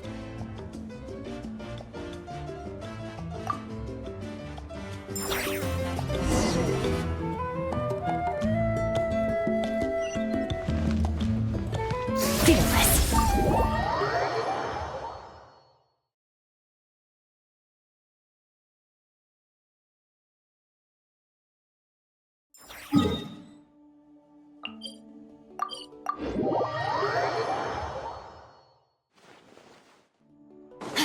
Merciless.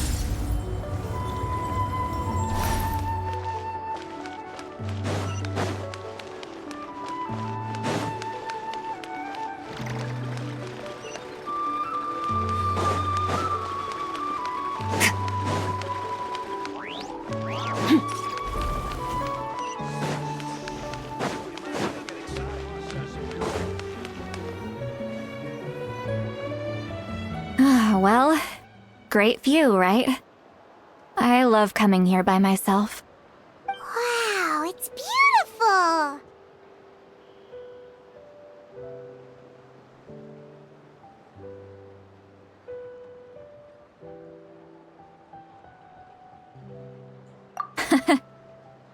You're making me want to cry. Oh no, what do we do? Please don't cry! I was an expression, okay? A figure of speech. I'm just... embarrassed. Here you are thanking me. Even after you helped me all this time. Let's just have a casual conversation. It's easiest that way. Really? You don't seem like the kind of person who keeps things casual. Well, I guess I used to be more of a stickler for the rules. And you're right. I don't usually open up to the people of my tribe like this.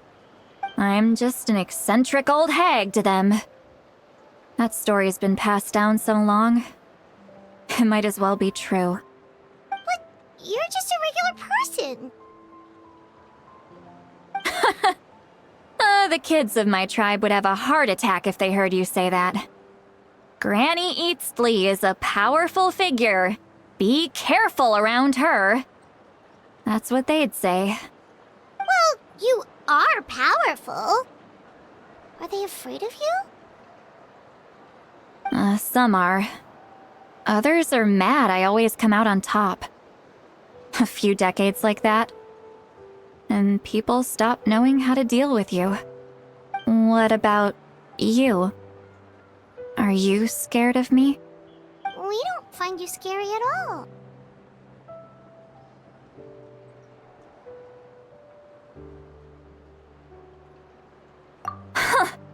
That's because you're not from my tribe. You don't know how many delusions of grandeur I've destroyed just by existing. I make people realize that no matter how hard they work, they'll never become a living legend like me. Oh, not to brag or anything. Maybe it's hard to believe. Just pretend I never said anything. We believe you. Shilonen has full faith in your abilities, and Auroran didn't seem scared of you. He thinks of you as his granny, right? Yes, but Auroran's a special case. Mawika already told you about her plan. And you've given so much help to Auroran and me. You deserve to learn the full truth. Auroran's not like other people. As I mentioned, he was abandoned as a child. The reason being, his soul is incomplete. The Masters of the Nightwind view this as a bad omen, capable of bringing about illness and misfortune. No one knows who his parents were. He was just left on a rock in the wilderness. It's a miracle he wasn't devoured by some wild beast. The Masters of the Nightwind believe they can see human souls, and in Auroran's incomplete soul, they saw a possibility for Natlan. A possibility to turn Auroran into a vessel for lost souls. The ceremony would allow lost souls to gather within him. Auroran would then be sent to the Night Kingdom to return the souls to their rightful place, strengthening the ley lines and completing the ceremony. Wait, that doesn't sound right. Now you see the problem. When damage occurs to the Night Kingdom, the souls held within disperse and remain adrift, unable to find a way back to the ley lines. This loss of souls damages the Night Kingdom even further. The ceremony can send back countless souls at once, which would benefit the Night Kingdom and the souls themselves. Of course, the vessel, Auroran, would be sacrificed in the process. I wasn't surprised the chief at the time came up with the plan. The ley lines were already in a terrible state. A suitable candidate for the ceremony appears, and now you have the chance to make things better. Of course you're going to take it. When the chief asked for my opinion, I didn't give my approval, but I didn't object either. So they went ahead with the ceremony. It failed, and Auroran escaped with his life. Pathetic, isn't it? By not objecting, I basically gave them the go-ahead. Maybe they didn't have my explicit approval, but it's not like I did the right thing. If the ceremony was successful, Auroran would probably be dead. Of course, in my tribe, death is rarely something to fear. But what kind of message would we be sending by sentencing a newborn to death? By using a human life as a tool? It's not right. So, when I learned the ceremony had failed, I was ashamed by my inaction, and absolutely relieved by the result. The plan was never a secret. Or I guess I should say, there was no point to keeping it a secret. A simple investigation from Auroron would reveal everything. Everyone thought he would be happy he survived. And he never really said anything to the contrary. But just as I was about to put all of it behind me, he asks this question. Would Natlan have been saved if the ceremony succeeded? Wait, but it's not his fault. He knows that, but he still feels guilty. Auroron has a strong ability to perceive souls, more than any of us. He understands just how dire the situation with ley lines has become. Maybe he chose to work with the Fatui because he still thinks he owes a debt to Natlan. I can only imagine what they told him. Traveler, didn't the captain say he found a way to solve the crisis? Maybe that's what brought Auroron into this. Anyway, we can't just let things go on like this. We have to convince him to come back! You don't look so good, Sweet Lolly. Maybe you should head back and get some sleep. Probably drank too much. It's okay. The fresh air is doing me good. Okay. Forget that. I need to go home. I hit it a little too hard. You've helped me so much already. How do I even begin to thank you? Hey, we're friends, aren't we? Besides, you already said you owe us a favor, so you don't need to worry about us. Good point. Well, I'll go home and get some sleep. We can figure out our next move in the morning.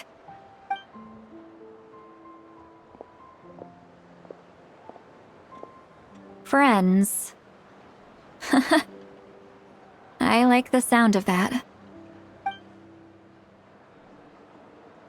Auroron's probably back with the captain, don't you think?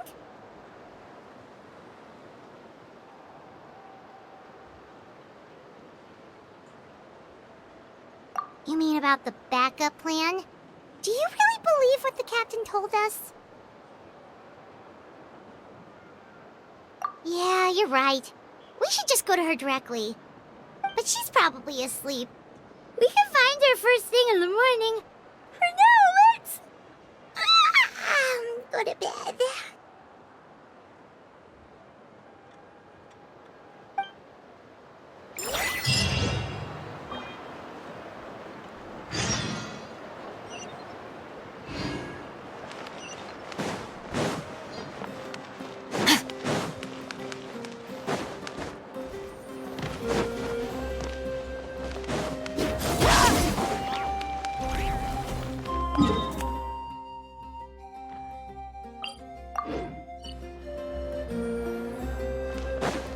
Merciless.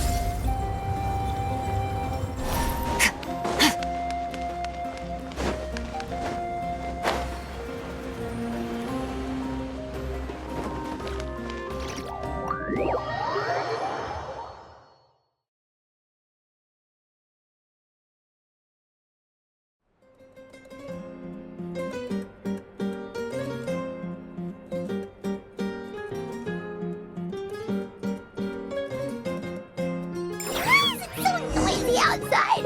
Paimon still haven't sleep. Well, guess we should see what's going on.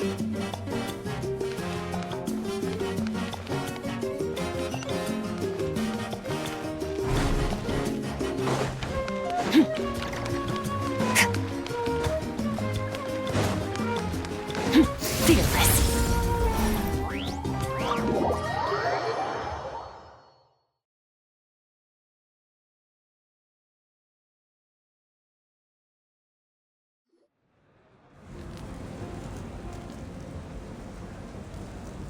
You're already here. I was just about to come get you. Wow, you're up early. That's impressive, especially after all the drinking last night. Let's not bring up last night. I'm embarrassed about the whole thing. Anyway, I was also woken up by the commotion. Looks like all the warriors from the stadium are on the move. I heard many areas have been attacked by the Abyss, including the Masters of the Nightwind. I need to head back right away. The Abyss attacked again? Are you sure you can handle it on your own? Do you need our help? I'll be fine. We also have the support of the warriors stationed at the various outposts. Given the quick response, things shouldn't get too serious. The stadium could always use more manpower, so you should join the forces here.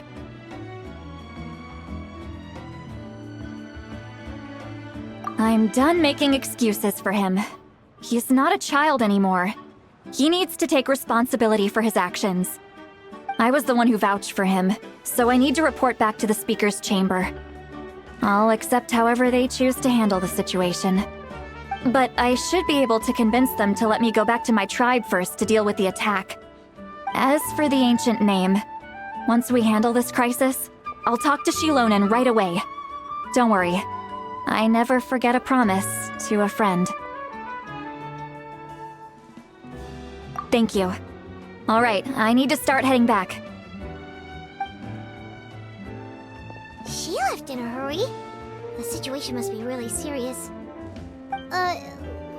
Looks like a lot of people are heading to the stadium. Let's see what's going on.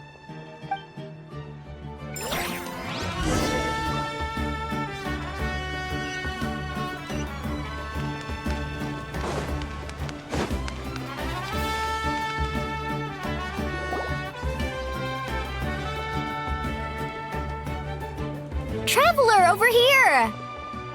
Perfect. Our star Outlander has appeared. Oh, you're all here! But, what's with the whole Star Outlander thing? Just my way of saying how awesome you are. We've got a real emergency on our hands, so this is the perfect time for you to show off your skills. Alright, but can we get a quick rundown of the situation first? The Abyss suddenly attacked the Collective of Plenty, the Masters of the Nightwind, the Children of Echoes, and a number of our camps and outposts in the wild.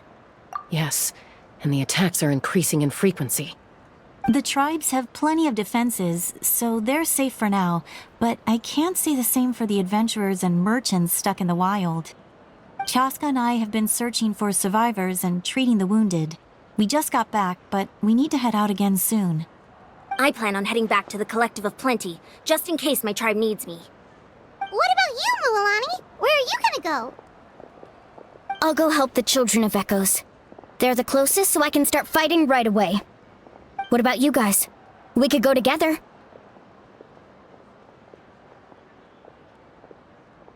Yeah, that does sound important. No worries. Just leave the Children of Echoes to us. Who knows? Maybe yours truly will have the Abyss on the run by the time you're finished. That would be pretty great, actually. I hope my tribe gets through okay. It'll be fine. Your tribe doesn't do all that bodybuilding for nothing. Let's part ways here for now. And most importantly, be careful, everyone. Oh, and some of us need to avoid getting contaminated by dangerous-looking substances. That will make my job a lot easier. Koichi, do we really have to do this now? It's alright. She's just looking out for everyone. Alright, let's hurry up and talk to the Pyro Archon so we can help the others.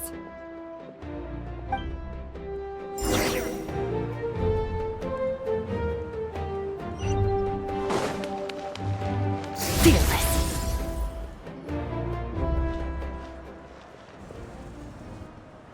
Oh, it's you two. As you can see, things are not looking good right now. People across Natlin are in danger. Look, I'm very interested in your recent adventures, but this is not a good time, so we'll have to keep our conversation short. That's alright, we're also in a hurry. We're gonna go help the Children of Echoes after this. What?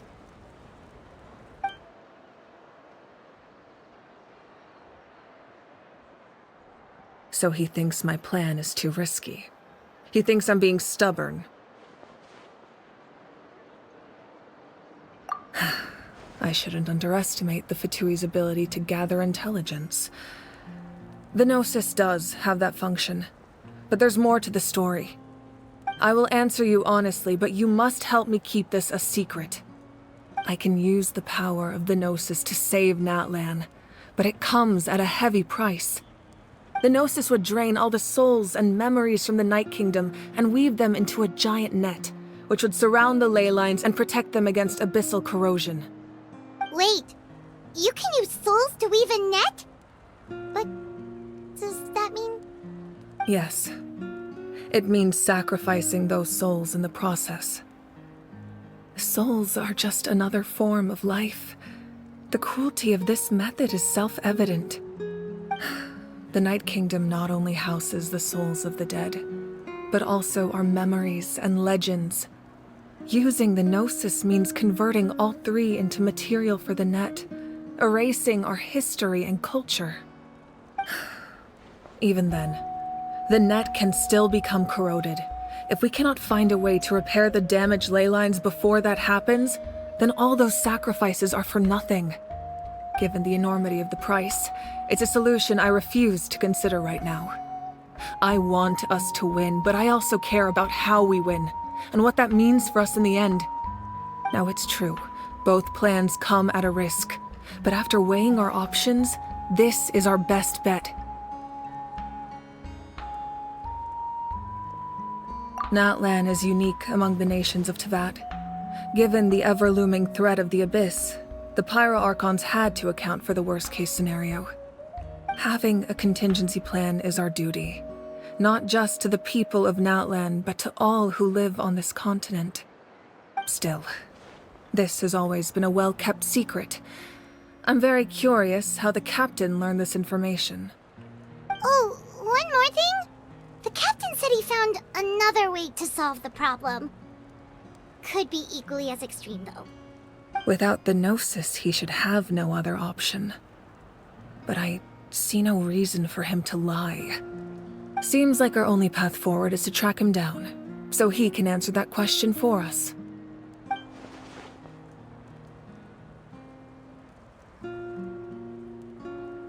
Judging by your expression, you must have doubted me, even if just for a second.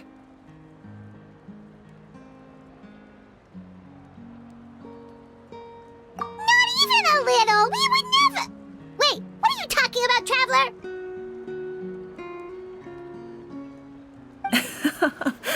Just as expected.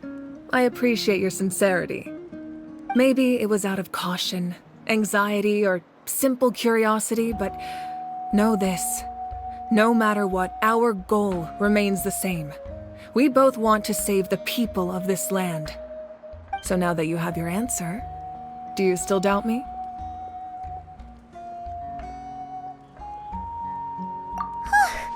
You scared Paimon.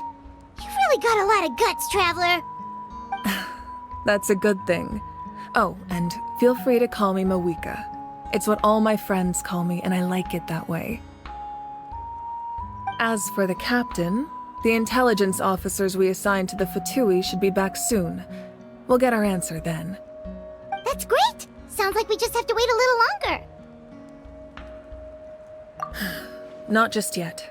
Even though the Abyss is attacking several locations at once, I'm confident the warriors stationed in those areas can handle it.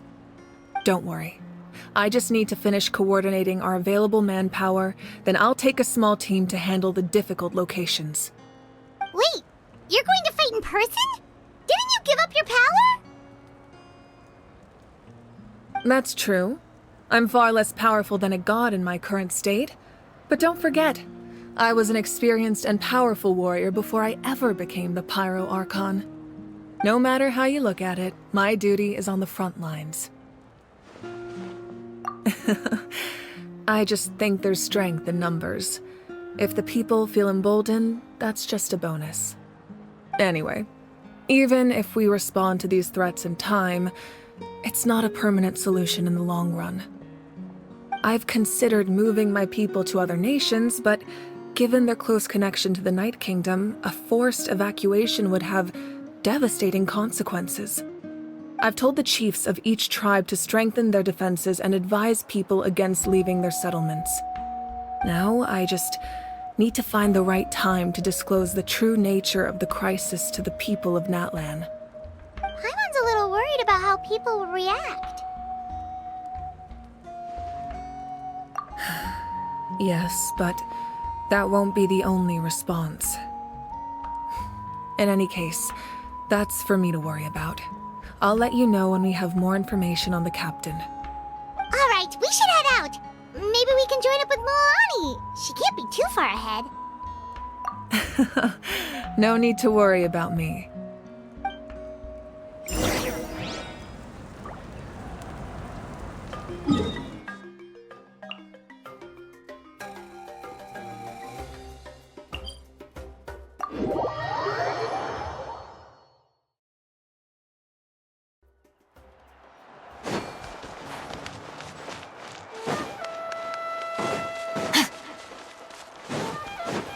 Merciless.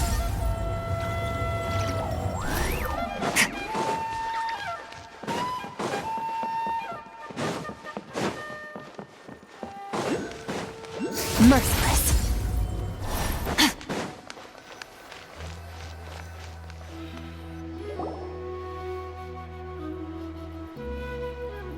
Quick, over here! To safety!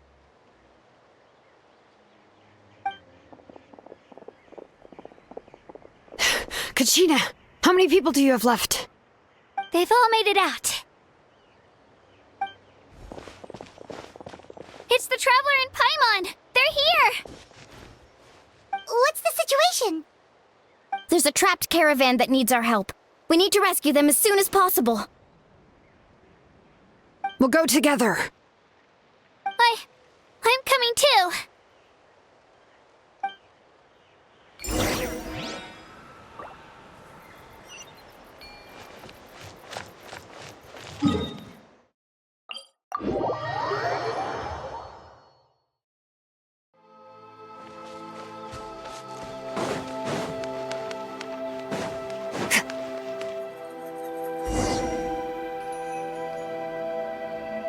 Stay safe. We've got this.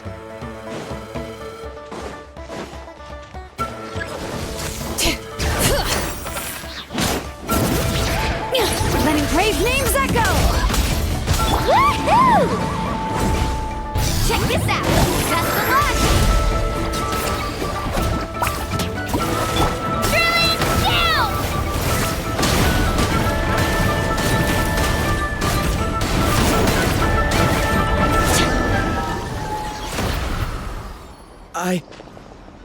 I really thought I was done for. I can't thank you enough. Don't worry about it. We're just glad you're okay.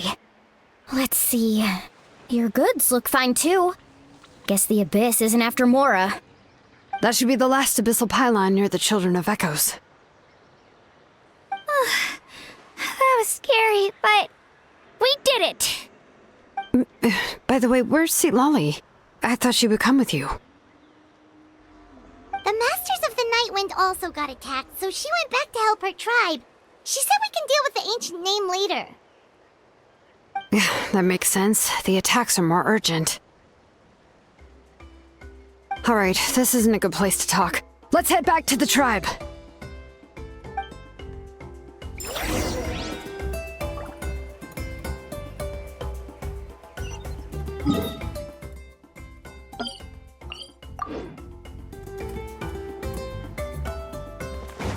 Merciless.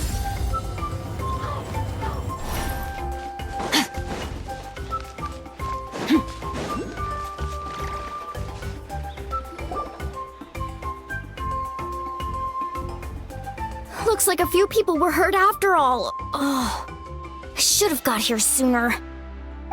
The Abyss threw a lot at us at once. I rushed out as soon as I heard the alarm, and there were already so many monsters.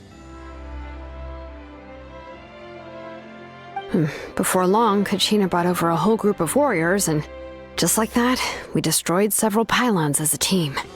I wasn't in charge or anything. We just happened to be together. Still, I think this proves that camping in the wild was a great idea. That's how we were able to respond so fast. Sleeping on the wet grass was pretty uncomfortable, but it was worth it. You mean the situation in the Night Kingdom, right? Yeah, I feel the same way. We've managed to keep it a secret all this time, but more and more people are realizing something's wrong. It's impossible not to feel anxious when things are getting worse by the second, and all we can do is wait. And we still don't know when the final 2 heroes are going to appear. That just means we need to buy the Pyro Archon more time. Keep pushing, everyone. Every battle is worth something. You really are an eternal optimist, Mualani.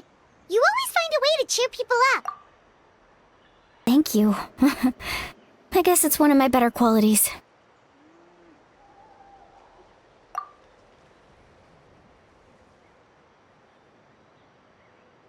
So, specifics aside, the Pyro Archon confirmed the Gnosis can resolve the crisis, but it comes at a huge price. And somehow the captain finds out about it, goes to fight the Pyro Archon, and calls her out for having a solution but refusing to use it. Honestly, if he has the same information as us, I can't really blame him. It's probably because our plan is so risky. We don't even know if the 6 heroes will reunite in time. We talked to Moika before we left the stadium. According to her, the cost of the captain's plan is too high. And, well, it makes sense. If that was truly the better choice, she would have picked it. Yeah, I trust the Pyro Archon. When I was upset about Kachina's disappearance, she was really sincere and patient with me. Plus, she burned down all those precious mementos for Kachina. She's already proven how much she values even a single person's life. When it comes to Natlan's survival, there's no way she would hold back. I agree. Maybe the captain weighed the costs and came to his own conclusion, but I'm sure we have different priorities. Life is important, but so are history and memory.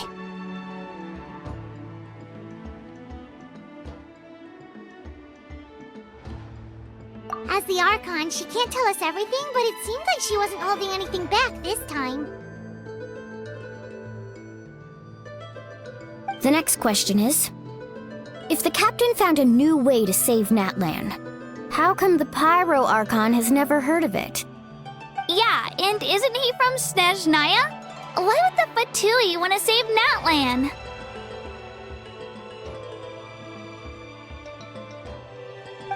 This is all super confusing.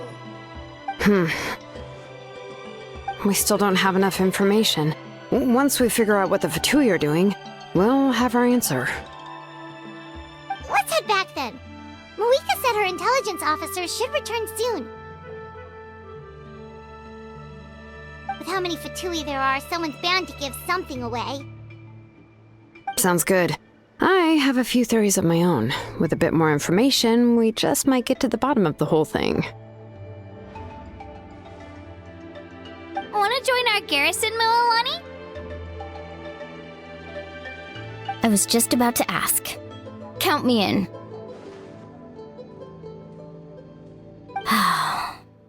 If I was just a bit faster, we could have prevented a few people from getting hurt. People who could help us in the next battle. It's all a chain reaction. Then you should go register right away. It shouldn't take long. Everyone's looking for people. Register? Nah. I'll just follow you around. You know, go where you go, do what you do. Okay, but then you have to follow my orders. You got it. I just don't want to make the trip back. It's so far. All right. See you all later. Let's get together and celebrate once this is over. Oh, you betcha!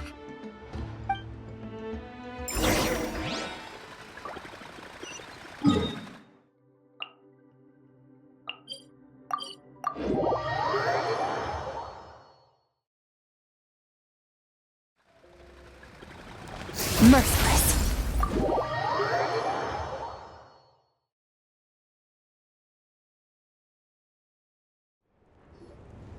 Moika! Oh, Chatska and Koichi are here! Wait, are you okay, Koichi? I'm fine. No need to worry. They ran into the Fatui while out on a mission and decided to follow them. The Fatui? Calm down and let me explain. Here's what happened.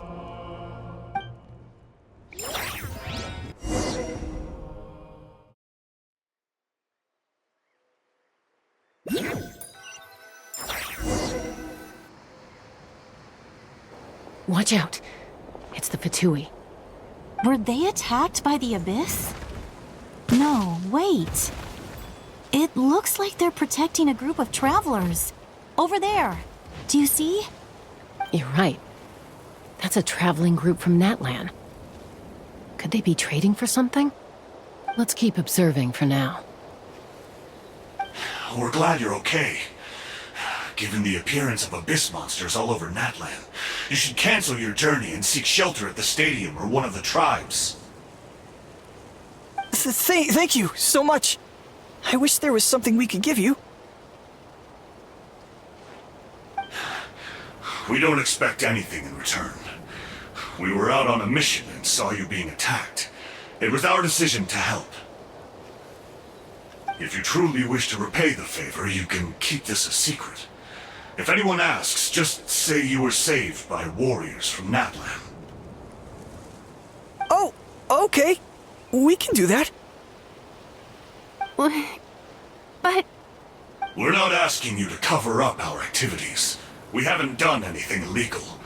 Our captain simply wishes to remain undisturbed.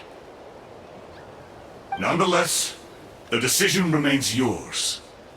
If we wanted to keep you quiet, we would have employed a harsher method. Got it. We'll get going now. Did you hear that? They mentioned a captain. Isn't that who the Pyro Archon is looking for? Exactly. We could be onto something big. Still, there was no trade. They were just helping people in need. I didn't sense an ulterior motive. I didn't believe the captain when he said he wanted to save Natlan. But based on what we just saw, it's possible he was telling the truth. Maybe we've been wrong about the Fatui this whole time. It's too early to say. Let's follow them and see what's really going on.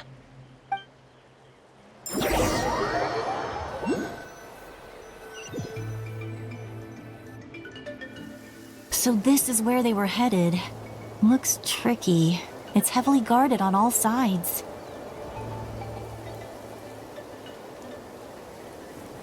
Koichi, wait for me here. I'll go in and check it out. Oh, no you don't. How are you planning to get through all the guards? Look, I can use this terrain to my advantage. With our tribe's special way of getting around, I doubt they'll see me coming. We still can't see anything on the inside. What if you can't find cover? You won't have anyone to watch your back if you go in alone. The more heavily guarded the location, the more valuable the secrets. Even if the captain isn't here, we can still figure out what the Fatui are planning. That intel is worth the risk. Fine. You're not gonna listen to me anyway, so let me come with you. That's even more risky. You've been running around saving people for days. You're already at your limit. I'm confident I can protect myself. I'm not sure you can say the same. At least right now. I can. You really believe that? Fine, don't believe me. But you can't honestly tell me infiltrating a heavily guarded Fatui hideout all on your own sounds more reasonable. You know, growing up, even if I insisted on doing something, it never gave you any trouble. I'm not sure you can say the same. All right. If we start arguing, this will never end.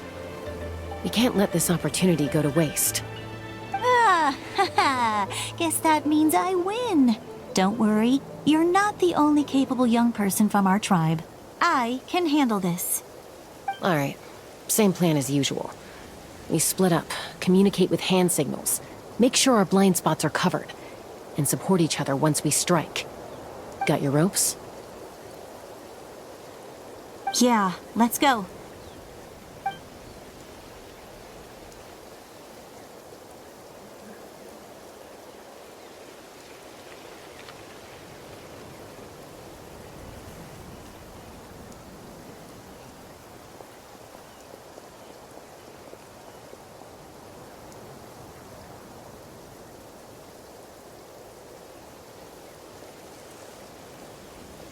Fatui have eyes all over this place. I should wait for Koichi's signal.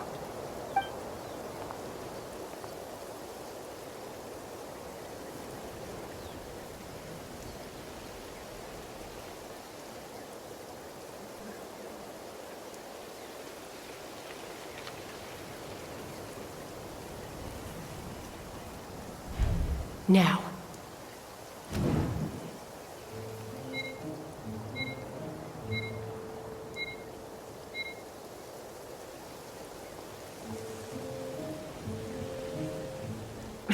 Missed my chance. I'll wait for the next one.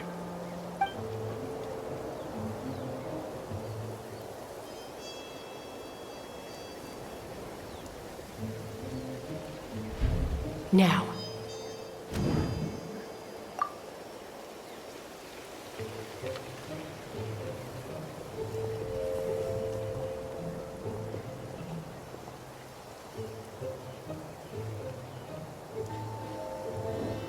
Not sure how many chances I'm gonna get.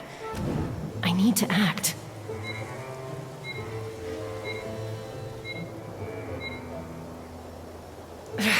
I've been spotted.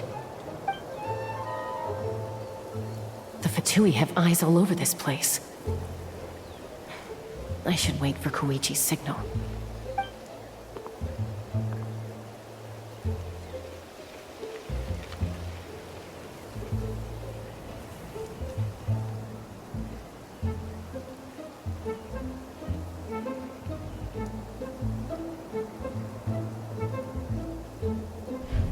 Now.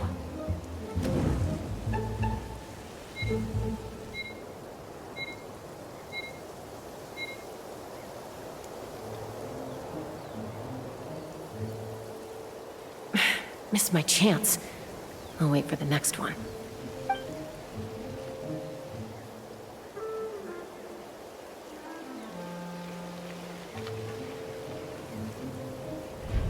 Now.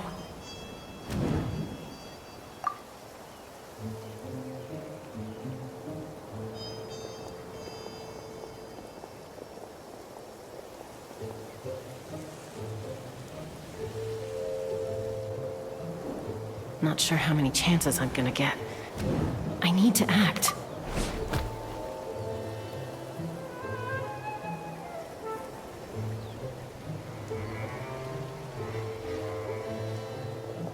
Good. I made it without getting caught. I should get to that platform over there. But it's guarded by the Fatui. Koichi should have line of sight. I'll wait for her signal.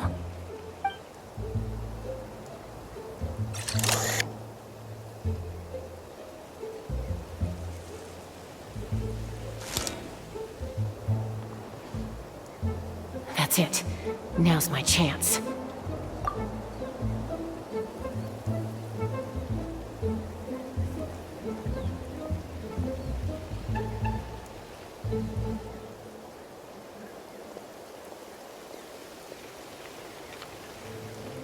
It's no use staying in one place.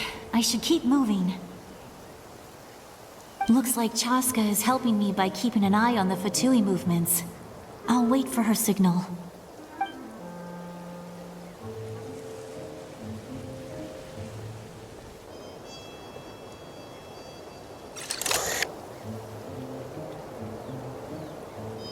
Time to move.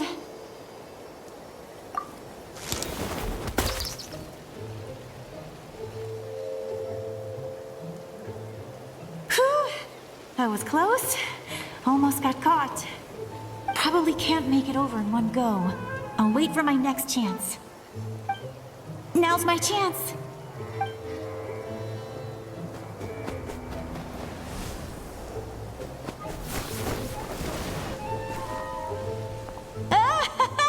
I made it! That'll show my sister. Let's see. The Fatui's occupying all the best locations. If we could just get past them somehow. Wait! I've got it!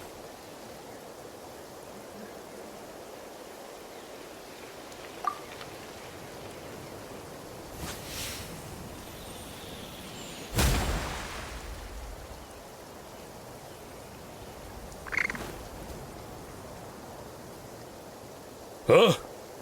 What's that noise? Did something explode? Oh! It stings! What the heck is that? What do you think you're doing? I could ask you the same thing! Good, they're arguing. Looks like they just needed an excuse. They've probably had enough of this job already. The people on the hill over there left to help their comrades. This is our chance.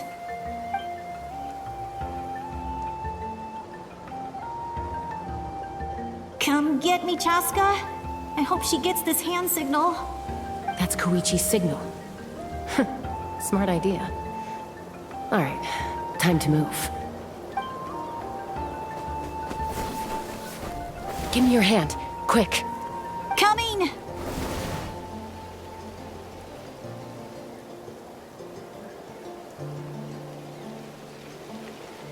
I checked, and this way is completely clear. It should lead us to the deepest part of this place.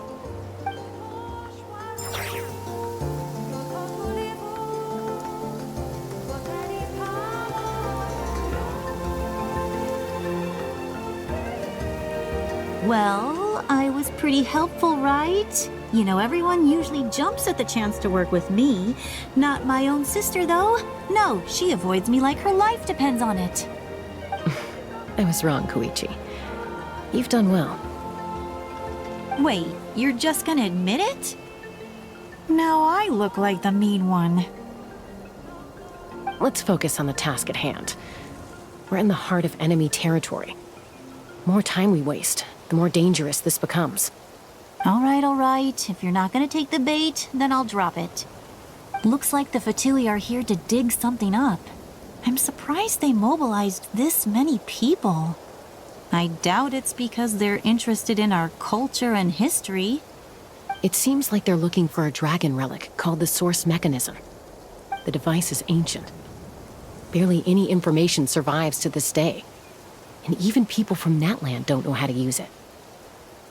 Why would this be the Fatui's target? Not bad. Looks like it's in good shape. This should be what our Lord's looking for. Took us long enough. Come on, let's get this thing back. Back? Back where? Should we keep following? You really want to keep going? Of course! We make a good team, don't you think? No reason to stop now. What was that sound? Uh-oh. We've been spotted. Time to go. Falling rock incoming! Watch out for your gadget! What? You'll regret that! After them!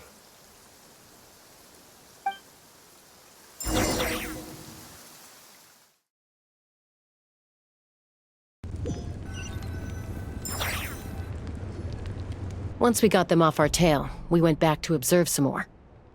They'd collected several identical pieces of something. It looked like they were waiting, though. So we decided to come back. So, Koichi got injured trying to get them off your tail? She pushed herself too hard and collapsed on the way back to the stadium. Well, I didn't cause you any trouble while we were fighting, right? So my perfect record remains. You've done very well. I could make a comment on knowing your limits, but it's not my place. I know. I'm already reflecting on my actions. So, our current intel suggests the Fatui is after the source mechanism. The device is a complete mystery, even to us. What does the captain want with it? I have no idea. But it's safe to assume the device could serve a similar purpose to the Gnosis. Shilonen, I need you to gather every scholar in Natland familiar with the secret source. I'll get right on it. Thank you both for your hard work. Koichi, it's time for you to get some rest. Oh, and there are gifts from your patients waiting at the speaker's chamber. I prepared a small gift of my own as a token of gratitude. I'll send it to your home along with the others. My patients. That's so nice of them. Guess that means I'm doing something right. You don't need to give us anything, Archon. We were just doing our duty for Natlan. I should take Koichi home now. Well, if Koichi doesn't want her favorite Saurus crackers, then... I accept. Thank you, Archon. What am I gonna do with you? There's some for the rest of you as well. They're one of my favorites too, so don't be shy. I'll start investigating the source mechanism right away. If I learn anything, you'll be the first to know. Yummy snacks!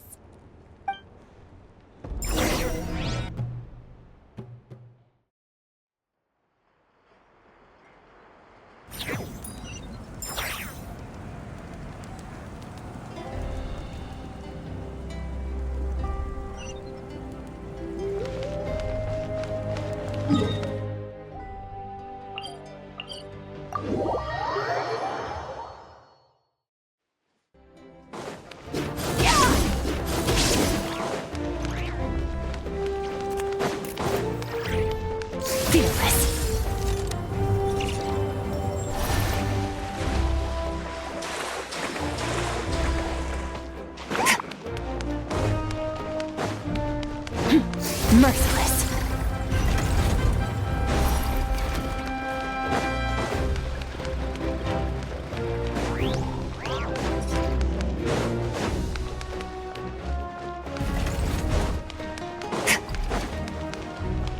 Fearless.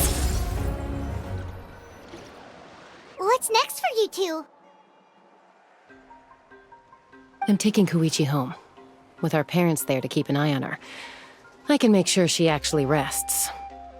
Hey, it's not like I'm some kind of prisoner. I'll be fine in a day or two. There's no need to go all the way home. That's what you always say. Everything's no big deal until you collapse. What if the Abyss attacks again? You're saying if I let you rest in a hotel, you're not gonna rush out the minute you hear the alarm? I won't. Triple promise I won't. Mm-hmm. Fine. On the off chance something like that were to happen, I might. But I'm a doctor. I have a duty to help people in need, no matter how hard or tiring the work gets. I guess you're right. But I don't have to like it. This reminds Paimon of when we first met. Except you were the one trying to stop Chaska from doing something dangerous. I'd do the same for anyone trying to put their life in danger. As a doctor, I don't want people to get hurt because of a rash decision.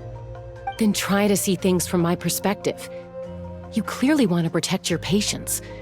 So can't you understand why your own sister would feel the same way about you? The two of you are the same, you know? I disagree. I understand the risks and costs of my decisions. Who wants to be like her? Overconfident, always making excuses when things go wrong. That's just not true. You think I don't have proof? Okay, don't get into another fight. Just pretend Paimon never said anything. Don't worry, Paimon. You didn't do anything wrong. Arguing is just how we communicate. Neither of us really takes it to heart. Plus, I guess we are similar in some ways. Maybe I rush into things without thinking, but I learned that from her. We're family. I can't help it if my older sister is a bad influence. Okay, you don't have to put it that way. So, you're all good now? Neither of us are really the type to back down, so we'll always have our differences. But still, we get along in our own way. Plus, I know you'll wake up one day and realize I was right all along. I just need to wait. Be my guest. Come on, let's get you home. See you later, Traveler and Paimon. I'll be back once everything's settled at home. There's no rush. At least grab a nice meal with your family. Bye, you two. Take care of yourselves out there.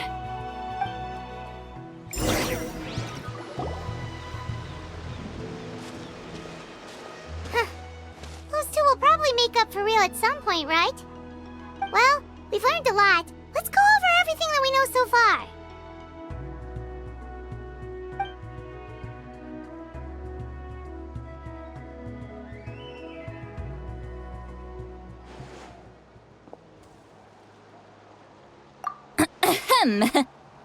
Sorry for popping up out of nowhere. Again. Why do you look so awkward? Oh, is there something you need from us? Okay, I won't beat around the bush. Oh, and I'm sorry for interrupting your rest. I'll treat you to some charcoal grilled steak to make up for it. Awesome! Just give us your orders! Hey, friends don't order each other around. I'm just here to share some news. Remember what we talked about before parting ways? Oh yeah, you mentioned how Auroron has always wanted to save Natlan, and something about his soul being fragmented. Paimon and the Traveler discussed it after you left, and we think Auroron is probably back with the captain. What do you think? I agree with your hypothesis. And just now, I confirmed it myself.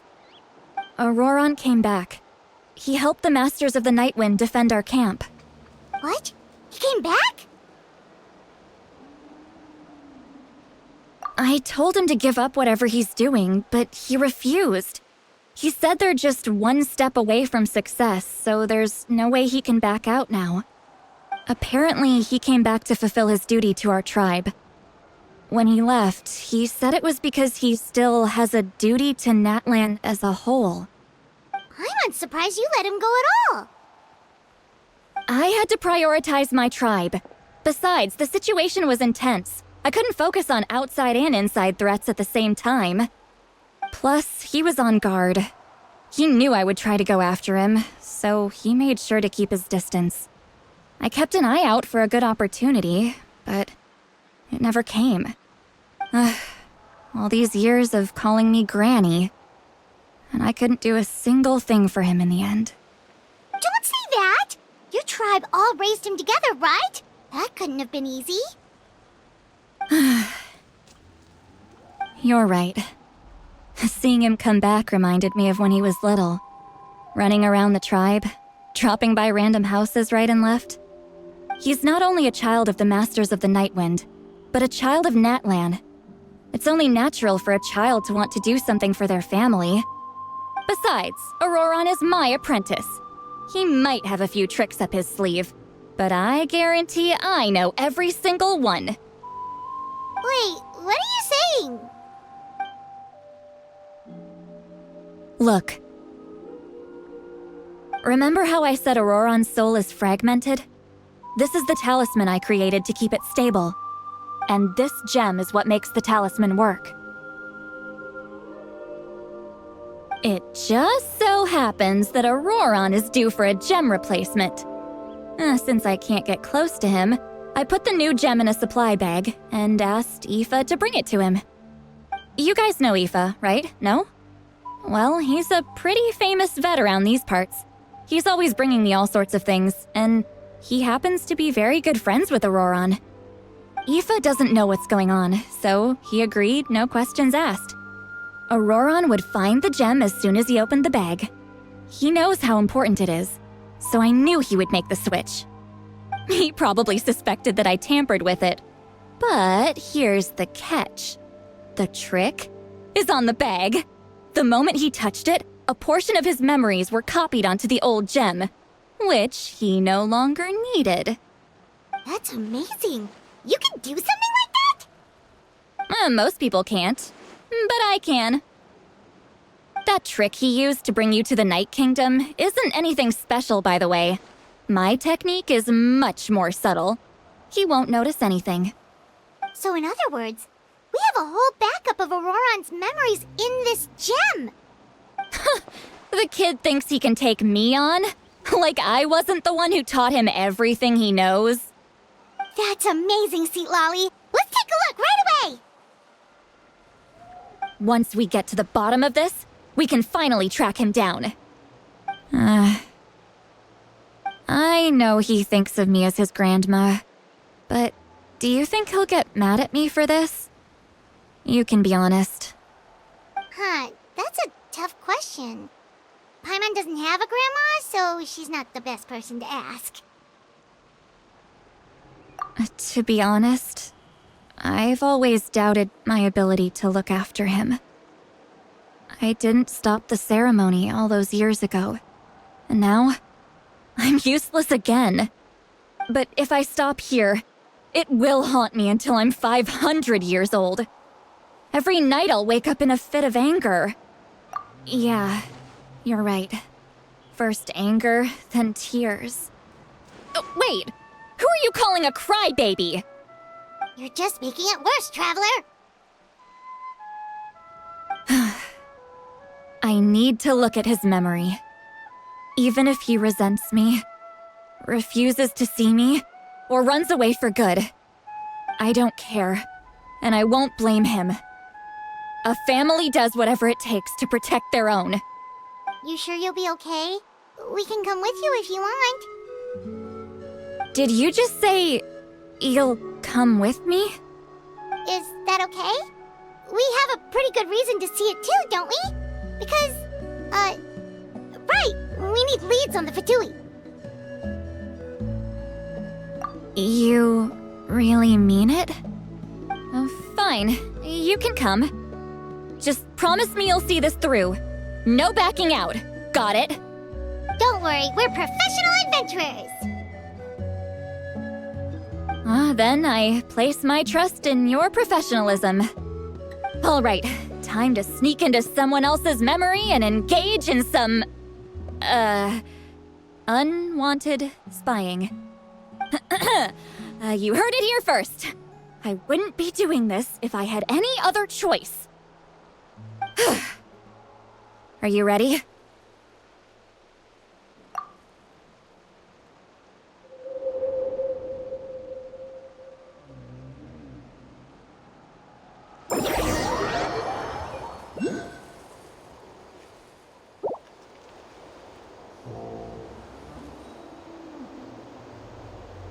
Look how good you're doing. You'll grow into nice big radishes in the future. And you? Aoife says you're taking up too much space, but I think you're a good tree. What do you think? Hey! How's it going, Auroron? Good. How are you, Uncle Okanbi? Can't complain. What you up to? Naming your vegetables again? No, just some idle conversation. Sounds fascinating. What did they say? They told me you were coming and that you would take some produce with you. Only if you're offering. By the way, I ran into Aoife yesterday. He told me Chaska's fostering a saurian at his place. Said the thing trampled over a part of your radish garden. I hope you two didn't get into a huge fight. No, don't worry. I'll find a way for him to make it up to me. I've already wrapped your share of the produce. Here you go. You really knew I was coming. That's pretty amazing. Light up the smoke and you can see the path through the shadows. That's what everyone says. Hey, have you seen that strange group of people that just appeared out of nowhere? Appeared out of nowhere? I don't think so. It's the Fatui. Their leader seems like a big deal. He didn't bring many men with him, but they're all elite warriors. It seems like they're looking for someone, but I wouldn't go around asking too many questions. If you run into them, be careful.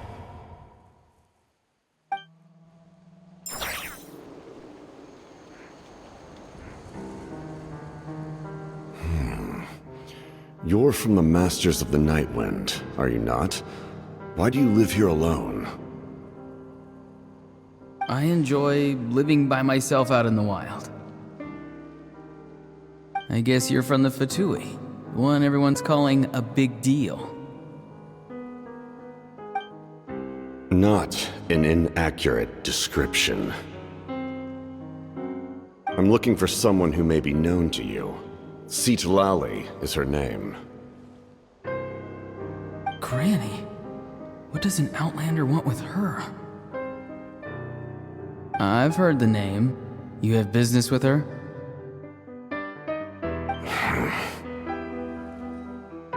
There's no point to further questioning if you insist on hiding things from me. I shall seek answers elsewhere. Oh, he could tell I was lying, and now he's leaving? He gave up just like that? Hey! At least tell me why you're looking for Lali. It's none of your concern.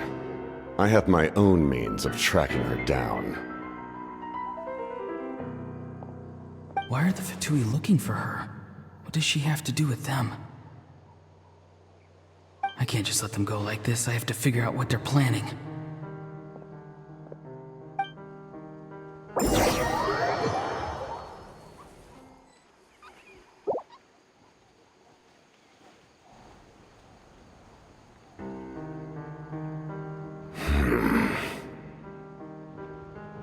I've just been studying the ley lines and asking for leads on Granny. I can definitely rule out some sort of invasion. The situation has seen no true improvement. The Pyro Archon did not fulfill her promise. My lord!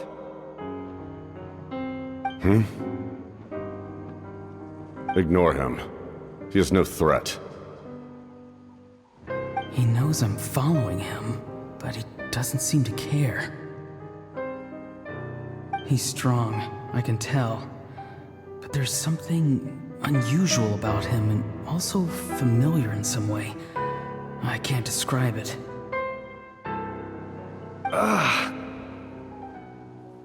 What is it? My lord, I feel dizzy. A ley line disturbance. Certain presences have been forced to wander outside their rightful realm.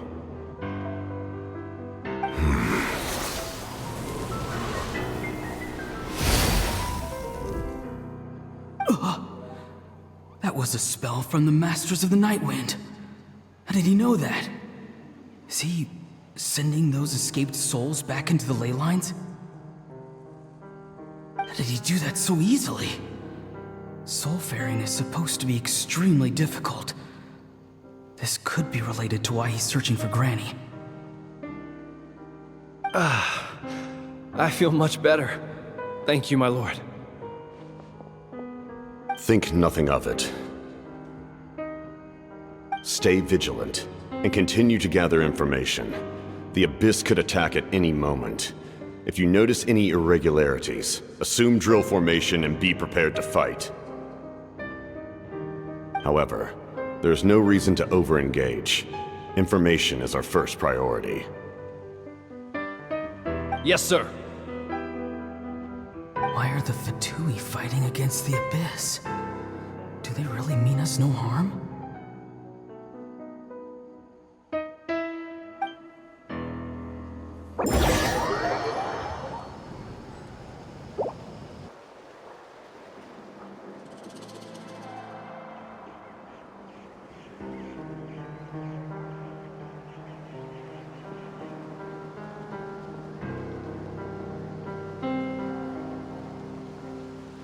I've been following him this whole time and still they ignore me?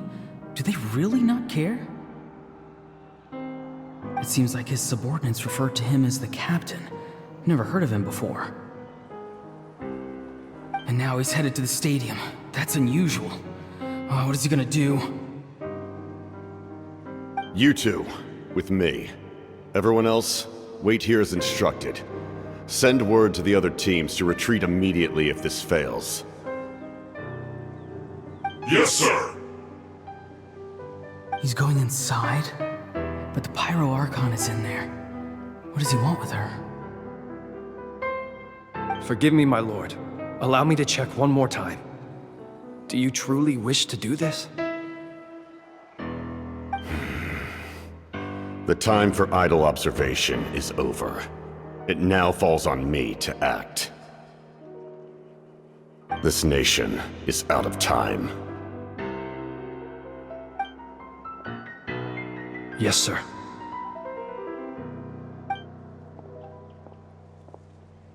He just walked straight into the stadium. What is he gonna do?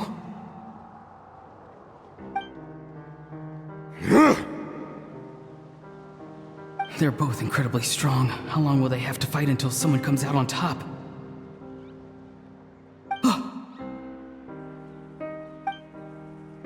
Wait, this feeling. Just like the other day near the ley lines, it's faint, like a soul's trying to escape.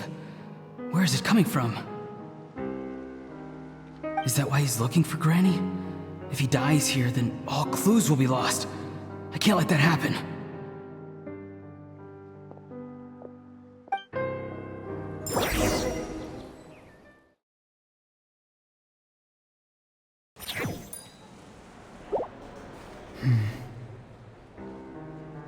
As for you, I must confess, I did not expect that little trick of yours to save the day. No matter how dense the fog, as long as the sun remains, we cannot turn day into night. She could have dispelled it. She simply chose not to. You don't have much time, and you're injured on top of that. What do you plan to do next? I'm beginning to see just how useful you may turn out to be. You heard something from here, didn't you?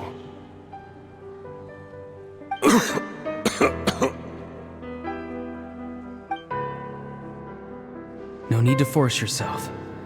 I've never seen anyone match the Pyro Archon in battle before. I didn't expect you to intervene at such a critical moment. You know I've been following you. Why didn't you stop me? When walking in the forest, it is only natural to encounter wild beasts. However, not every beast has the courage to come out and bite. And yet, one of those very beasts saved your life.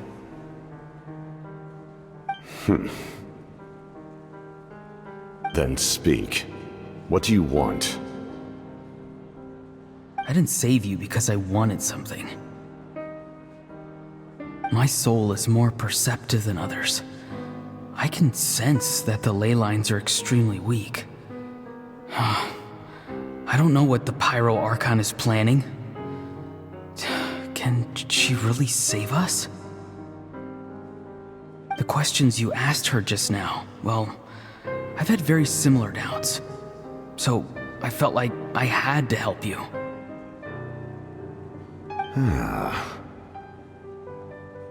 So, you can tell the truth. That was quite a reckless decision to make. I'm not sure you realize that. There's no turning back for me now. What I did back there is going to get me in a lot of trouble. You attacked the Pyro Archon in broad daylight, and I used my spell to save you. A single glance was likely all it took for her to recognize my tribe. So, we're in the same boat. Seem to care little for my thoughts on the matter. It's too late for that. Start from the beginning. Why are you looking for Citlali? Do you know her? Explain your relation to her first. I know you two are acquainted. It was obvious the moment I mentioned her name. Citlali is my elder and my teacher. She taught me everything I know. It's my duty to protect her. If you truly wish to protect her, you should have let me perish at the Pyro Archon's hand. Yet, you chose otherwise. Do I really need to tell you what that means?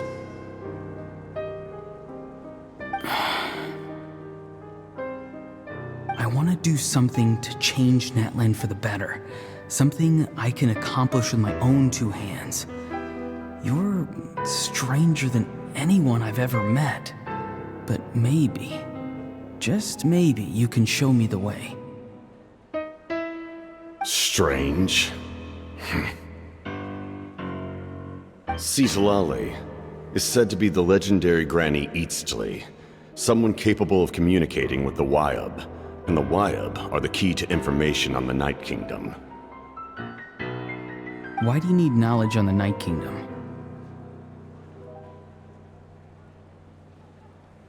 That is not something you need to know.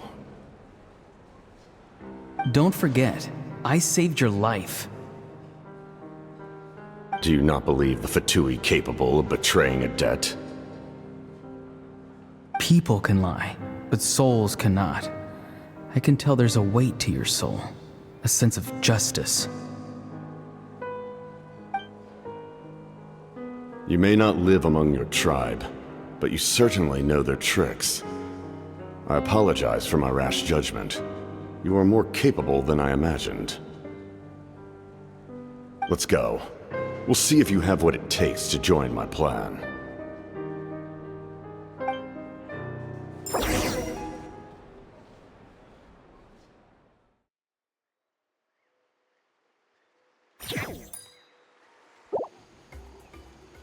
I see.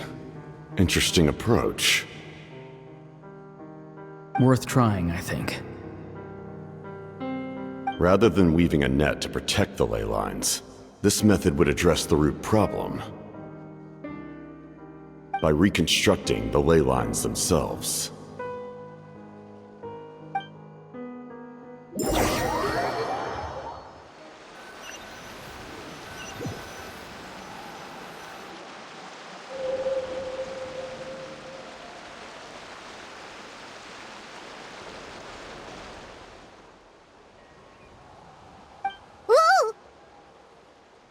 Traveler, Paimon. Are you two alright? Paimon's fine, just, a little dizzy. Of course. I'm so mad at him.